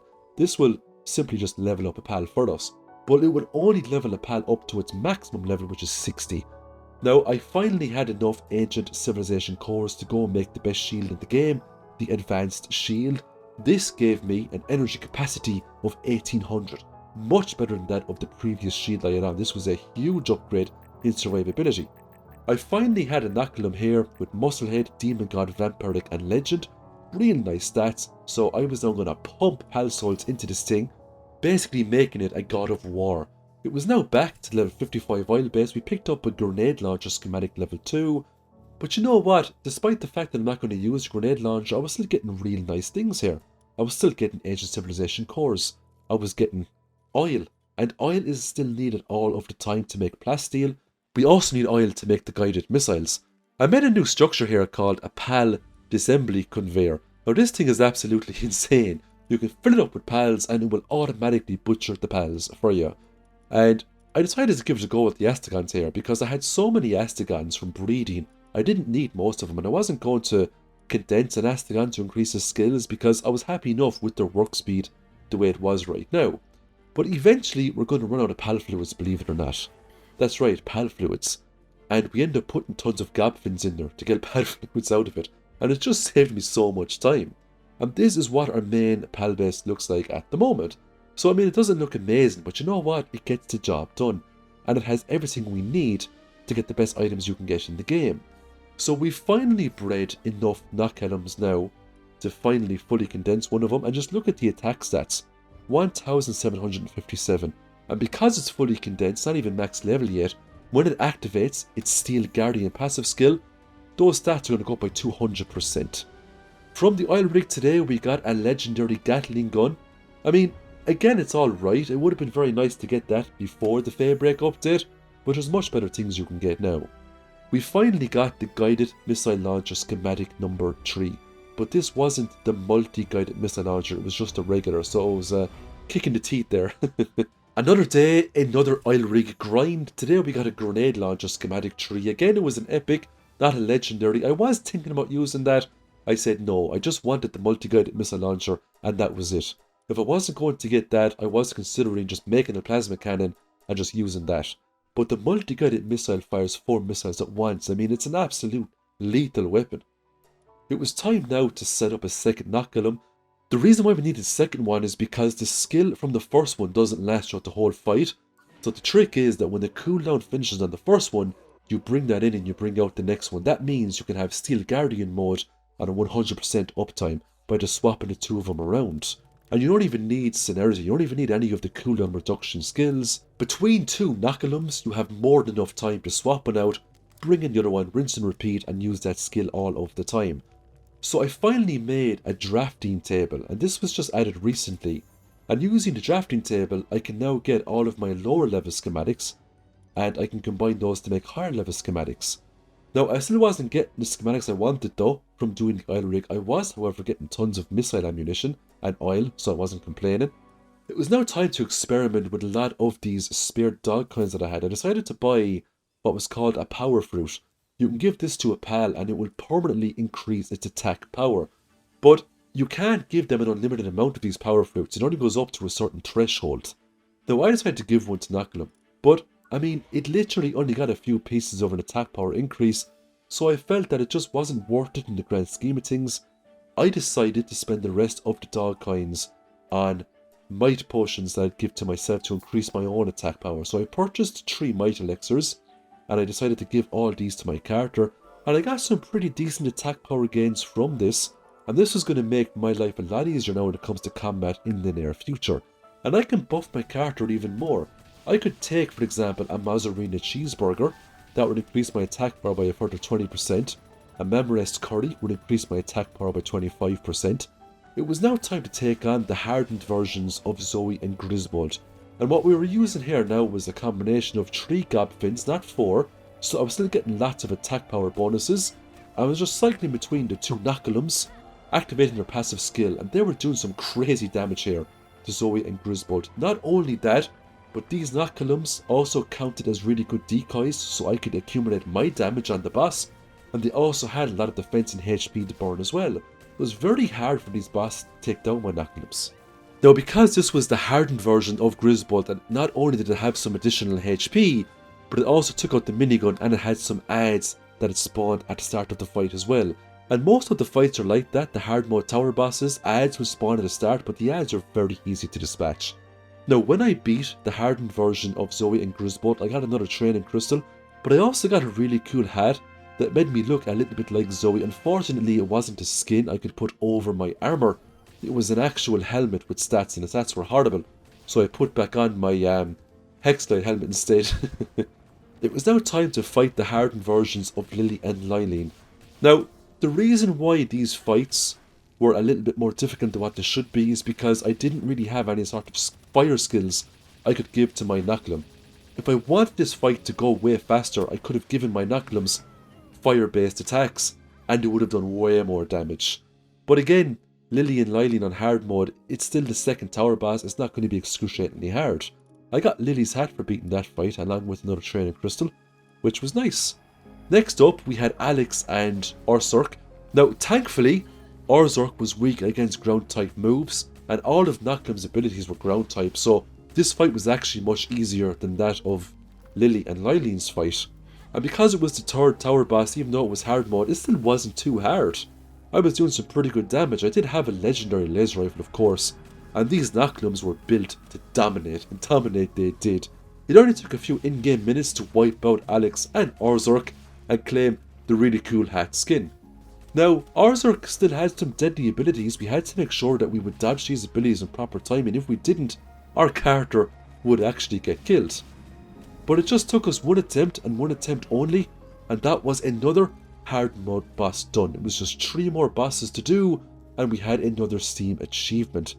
And I had to say, the Alex hat was pretty cool, just like the rest of them.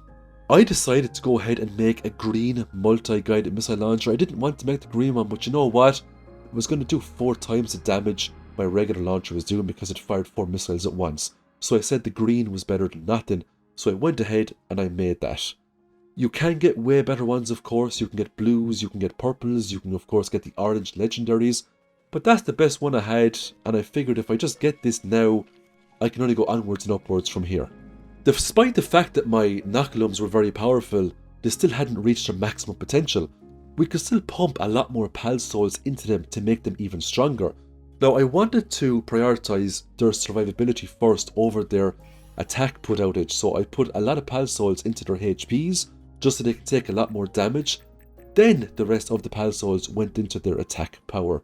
I managed to get the first Knucklum up to a whopping 51% additional attack. This is going to hit way harder now.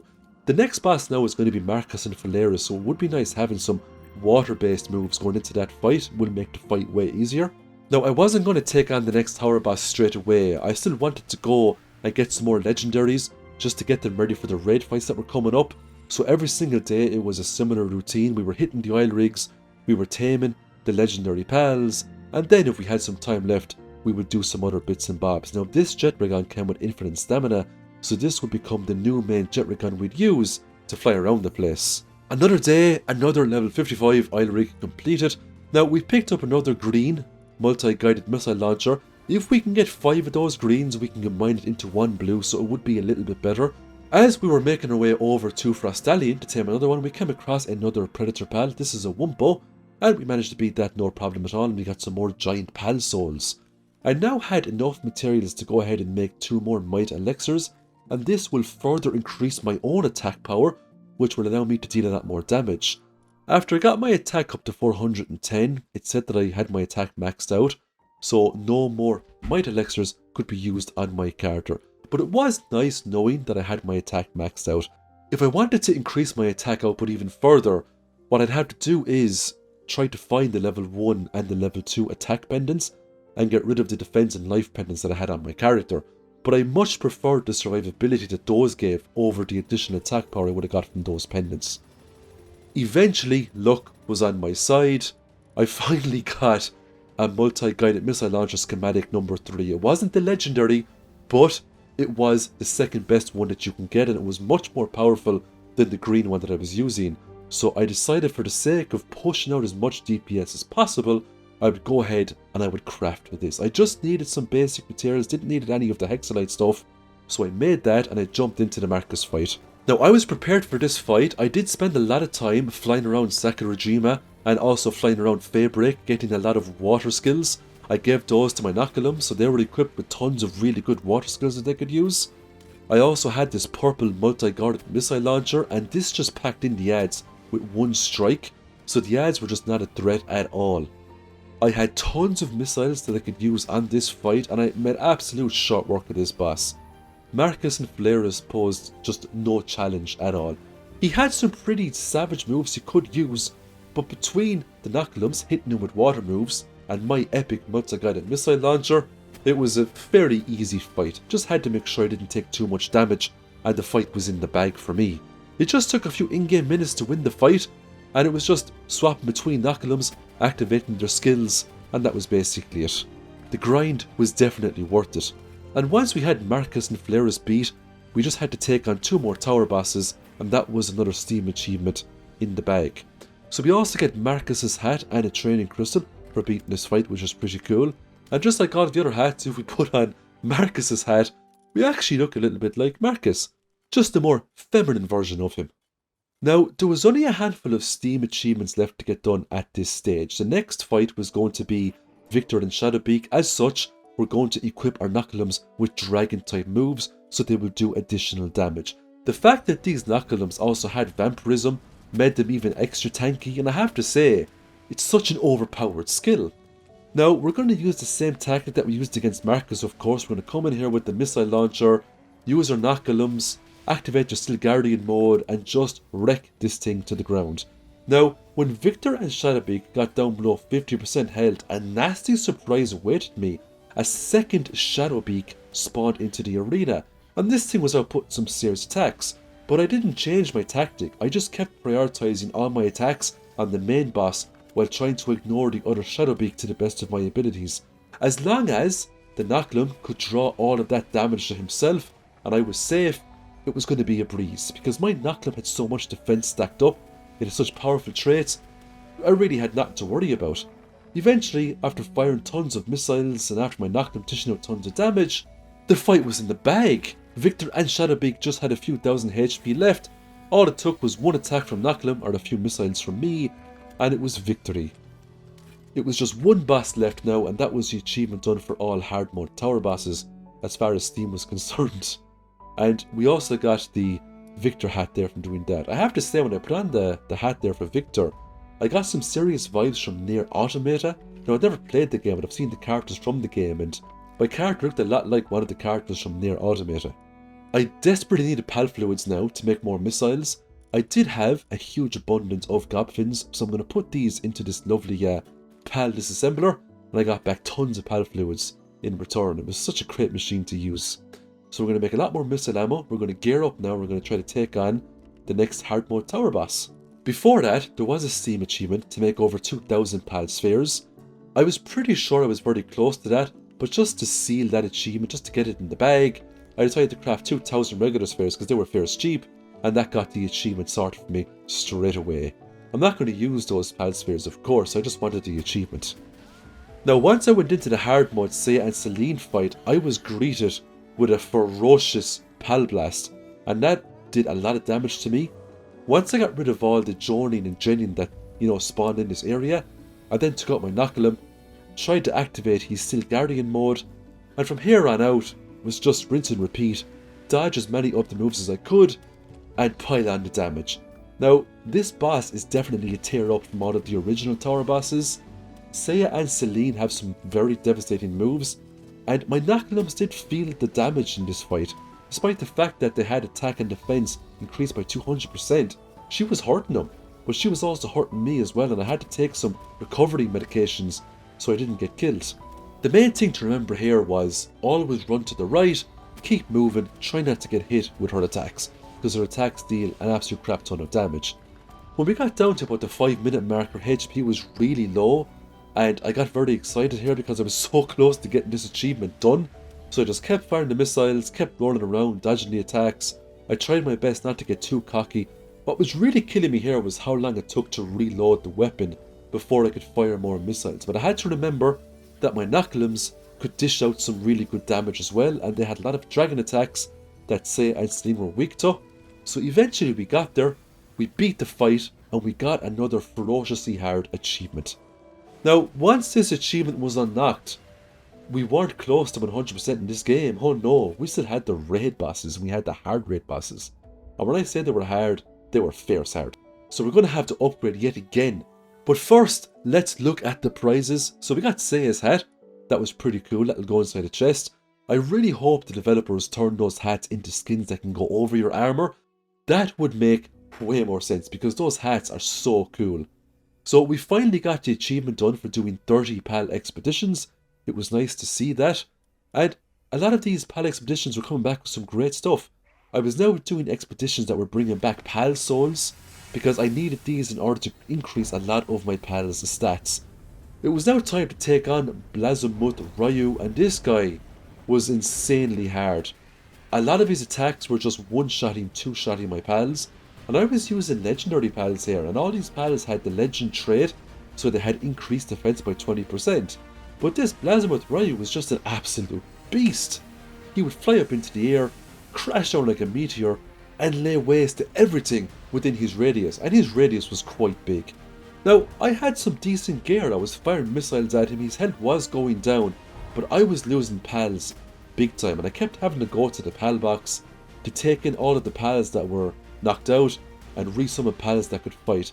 And I ran out of top level PALs very quickly, and eventually I was just bringing in cannon fodder just for something that would take his attention away so I could just fire my missiles. So it was quite the messy fight. When his HP got very low, he regenerated some of his health, and I think his elements switched to lightning based attacks. Now I knew I was very close to beating him and I wasn't going to give up right now. I had lots of missiles left.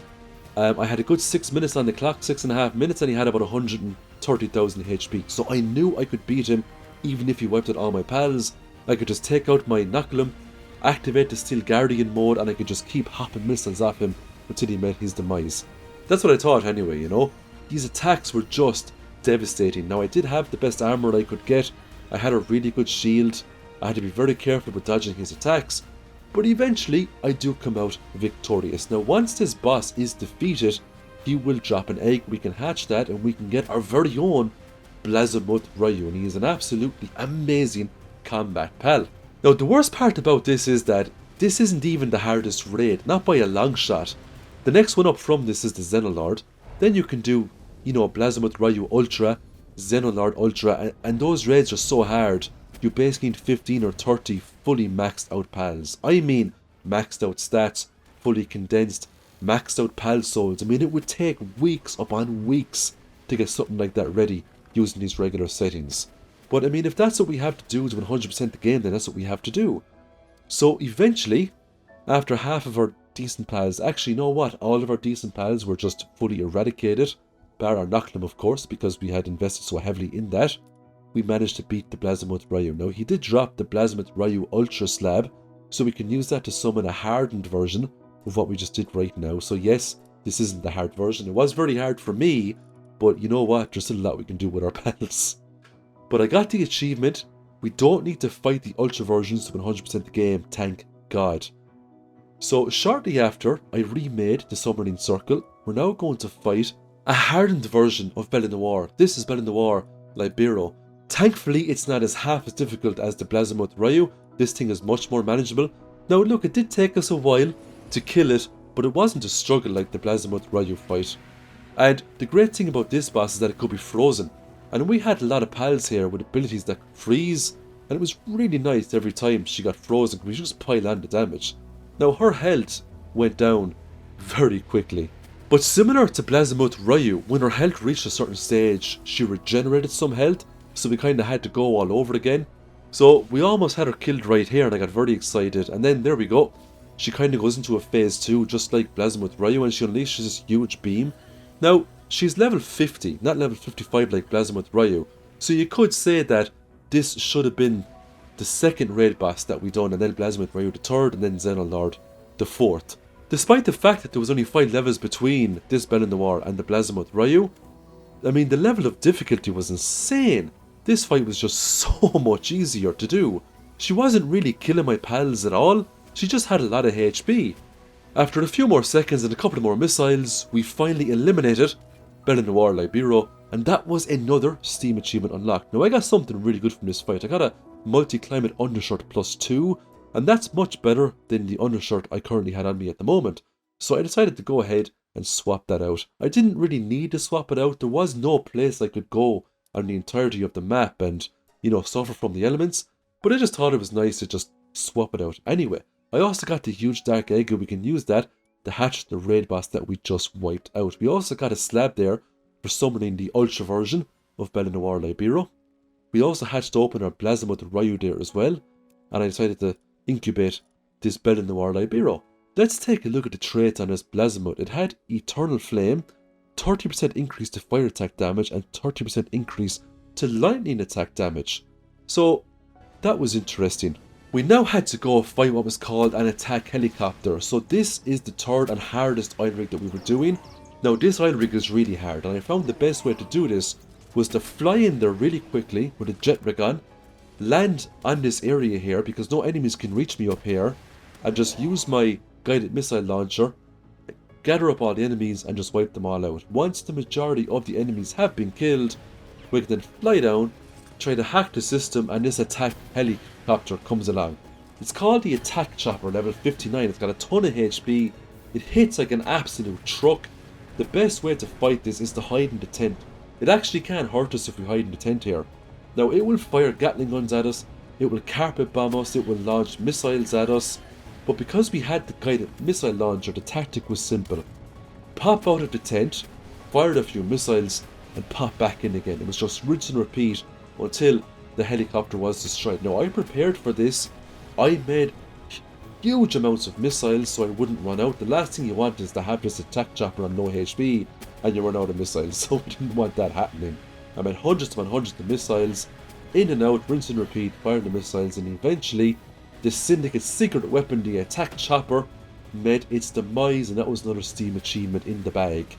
Now, the chest that you can get from this oil rig is what is the best chest you can get in the game. You can get some seriously powerful stuff from this chest, including very powerful schematics for the plasma cannon.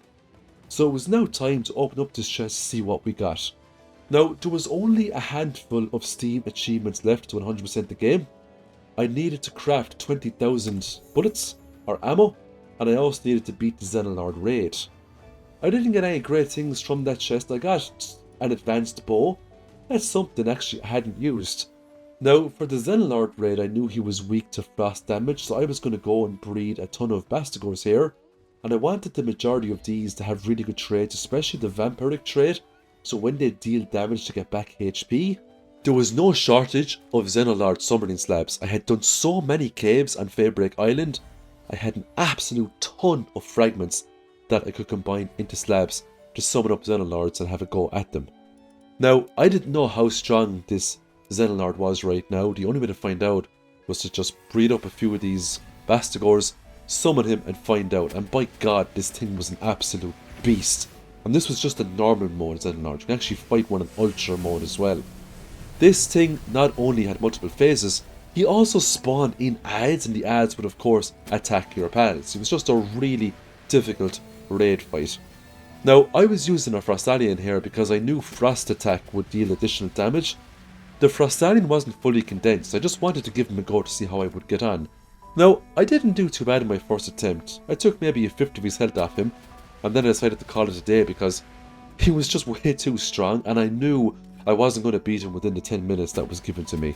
The missiles were doing lots of damage, but they just weren't doing enough. He had an absolute ton of HP, and every time he unleashed an attack, it was always a huge big area of effect attack.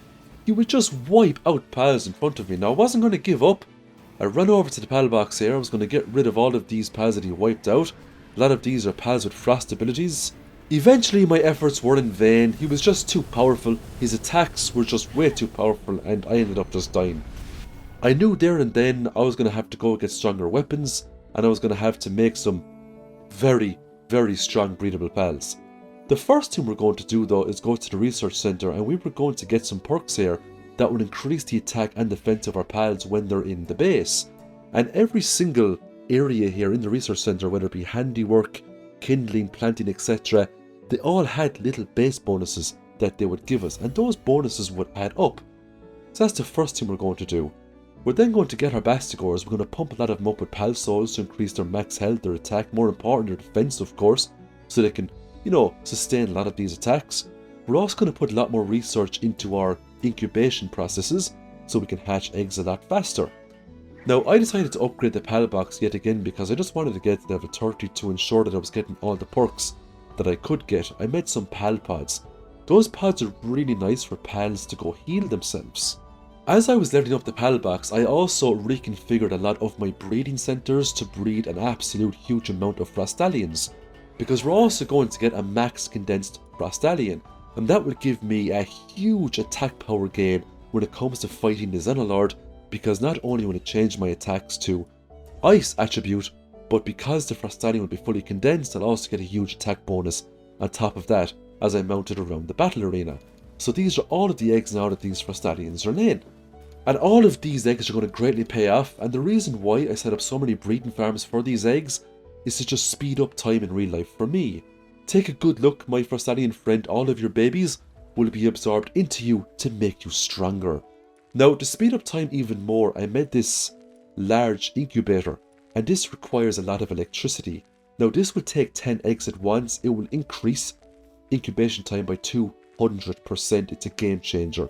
So we're going to make a couple of those as well, fill them up with eggs, and before we know it, it's going to be super easy to start fully condensing tons and tons of pals. Now, this electrical large egg incubator was very greedy on electricity, so I had to make a few base modifications, and I had to, put in a few Orzorks and other bits and pieces to actually get this thing to function. But it was so worth it. It's going to save me so much time. Now, I'm skipping a load of content here. This took me a couple of days in real life to get ready. Just so you know, I also worked full time, so this was a huge time sacrifice. So it was time to take on Xenolord yet again. I had a fully condensed Frostallion, and the damage was a bit better, but I was still hitting the same problem. Xenolord just hit way too hard, and he was just wiping out all of my pals down to the ground, so I just didn't stand a chance against this thing. Once all my pals were dead, Xenolord would do the same attack over and over again. He would fly up into the air. He would unleash a huge array of attacks onto my pal box. Thankfully, those attacks won't do much damage. Now, if your pal box does get destroyed, it does end the raid straight away. Now, I thought to myself, if I just stay up here and fire these missiles at Xenolord, maybe I could just kill him within the 10 minutes. But then something became quite clear to me. The missiles were just not fast enough to keep up with him. They were not fast enough to keep up with his transitions from going up into the sky, firing huge amounts of energy beams down the base, and then landing again. So the missile launcher, it just wasn't going to cut it on this fight. I needed something much more precise, like a rifle or something like that. And my laser rifle was just too weak. So I'm now going to go ahead and I'm going to try my best to get a really good plasma cannon. Unfortunately, I had enough green plasma cannon blueprints to make a blue plasma cannon. Now look, it wasn't an epic or a legendary, but it was blue. It was better than that, and it was better than the regular, and it was better than the green. So we could call it a mediocre plasma cannon. And we're going to build this, we're going to make lots of ammo for it, then we're going to go back to the Xenolord and hopefully wipe it from the face of the earth. Now, it's not going to be easy to make this plasma cannon. I needed an absolute ton of hexalite. I mean, huge amounts. So I spent hours upon hours roaming around the map of Feybreak, farming tons of hexalite quartz. I didn't need a whole lot of chromite, it was just the hexalite I needed. Eventually, I managed to make the plasma cannon. Now this thing is an absolute beast. Don't let its damage on paper fool you. This thing hits like an absolute truck, and it's also extremely accurate. It doesn't fire out missiles, it fires out these charged bolts of lightning that do crazy damage. So let's see now with our new setup if we can win. So what I had here now was just a huge amount of Frostallions at the start. Most of these will die, but I didn't care. It was just to get in some extra damage. I also powered up my current Frostallion. It was fully condensed, so I gave it Pal Souls to dramatically increase its attack power, because not only was I going to hit it with my plasma cannon, I was also going to hit it with some of Frostallion's abilities as well, just to get some extra DPS. And as we can see, I was doing some crazy damage, and this was going to be the run that was going to be successful. This was about the 5th or 6th attempt, but I got it just right. Eventually I find the perfect place where I can just park my Frostallion. I had to watch out with the stamina though, and every time he landed I got in a few headshots. Every time he flew up into the sky, got a couple of headshots as well. Now eventually all of my Frostallions do meet their demise. I'm not going to go back down to the pal box. I'm not going to swap out all those pals. I'm going to stay up here, and I was going to keep hitting him with the plasma cannon until he is dead. The pal box fortunately can take all the damage he's dishing out, so I should be able to kill him within the good 9 minutes that I have remaining. Now when these raid bosses take enough damage, you kind of stun them for maybe 10 or 20 seconds. This was a great opportunity to land, regain my stamina, and just pump him full of attacks. A few minutes later, we almost had his health down to 0. Now we had a good 6 minutes left. I had lots of ammo left in the bag as well. I knew this fight was mine. The grind was absolutely worth it. Not only will we get one of the last Steam achievements we need to 100% this game, but we're also going to get an egg where we can hatch our very own Xenolord. So I was really excited for this. This was a huge win for me, and I was getting very excited now because I was very close to 100% in this game. And I thought to myself a lot at the start of the game, how am I going to fight these red bosses, because I saw people trying to do them online. I did a lot of research on them and I knew they were going to be very difficult.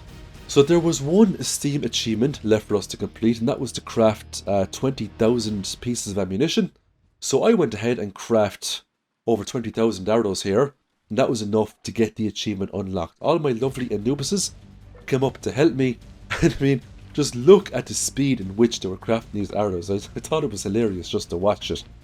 And it didn't take long for the achievement to pop up on my screen. Now you can't see it pop up because I'm using game capture and not display capture, but I will use a different kind of capture method for recording in my future videos, so you can see the achievements when they pop up. And that was it. I have finally 100%ed Palworld. Now this took me a very long time to do. It took me approximately maybe 210 in-game days to get this far. And this is just a list here of all of the achievements and the in real life dates of when I unlocked them. As you can see, it did take me quite some time to edit all the footage and release this video. It took me a long time. There was a lot of footage to get through. I had an awful lot of footage of me going through the Feybreak caves with the grappling hook and just wiping out, you know, the bosses at the end, opening up the chests. I cut all that out because the video was just too long as it was, and I tried to put in, you know, primarily just the important stuff, but I really wanted to show the grind. I wanted to show, you know, what it took to get to this level using the regular settings, and I had to say it was so worth it. So we're going to incubate our Xenolord here. He comes with an invader trait. It's pretty cool. 30% increase in dark damage and 30% increase in dragon attack damage, and he had the otherworldly cells as well. Now Xenolord here is a very fast mount, not as fast as Jetragon, but he's still pretty quick. We're now going to make a saddle for this beautiful mount, and we're going to fly him around just to see how fast he actually is without any of the speed buffs. And I have to say, he's fairly nimble, and he doesn't go through stamina the same way Jetragon does. I think his stamina gauge is way better. And that is basically it, everyone. I have 100%ed Palworld. Thanks a million for watching. And if you've made it this far into the video, I really do appreciate it. Now, if you have 1 minute to spare, would you consider subscribing to the channel? These videos take huge amounts of time to make. They take crazy amounts of time. A subscription is always greatly appreciated. It's free of charge, of course, and it just means when I release new videos in the future, you'll be notified. Thanks again, everyone, for watching. I hope you all have a great week. Stay cozy, and I will see you very soon in the next video.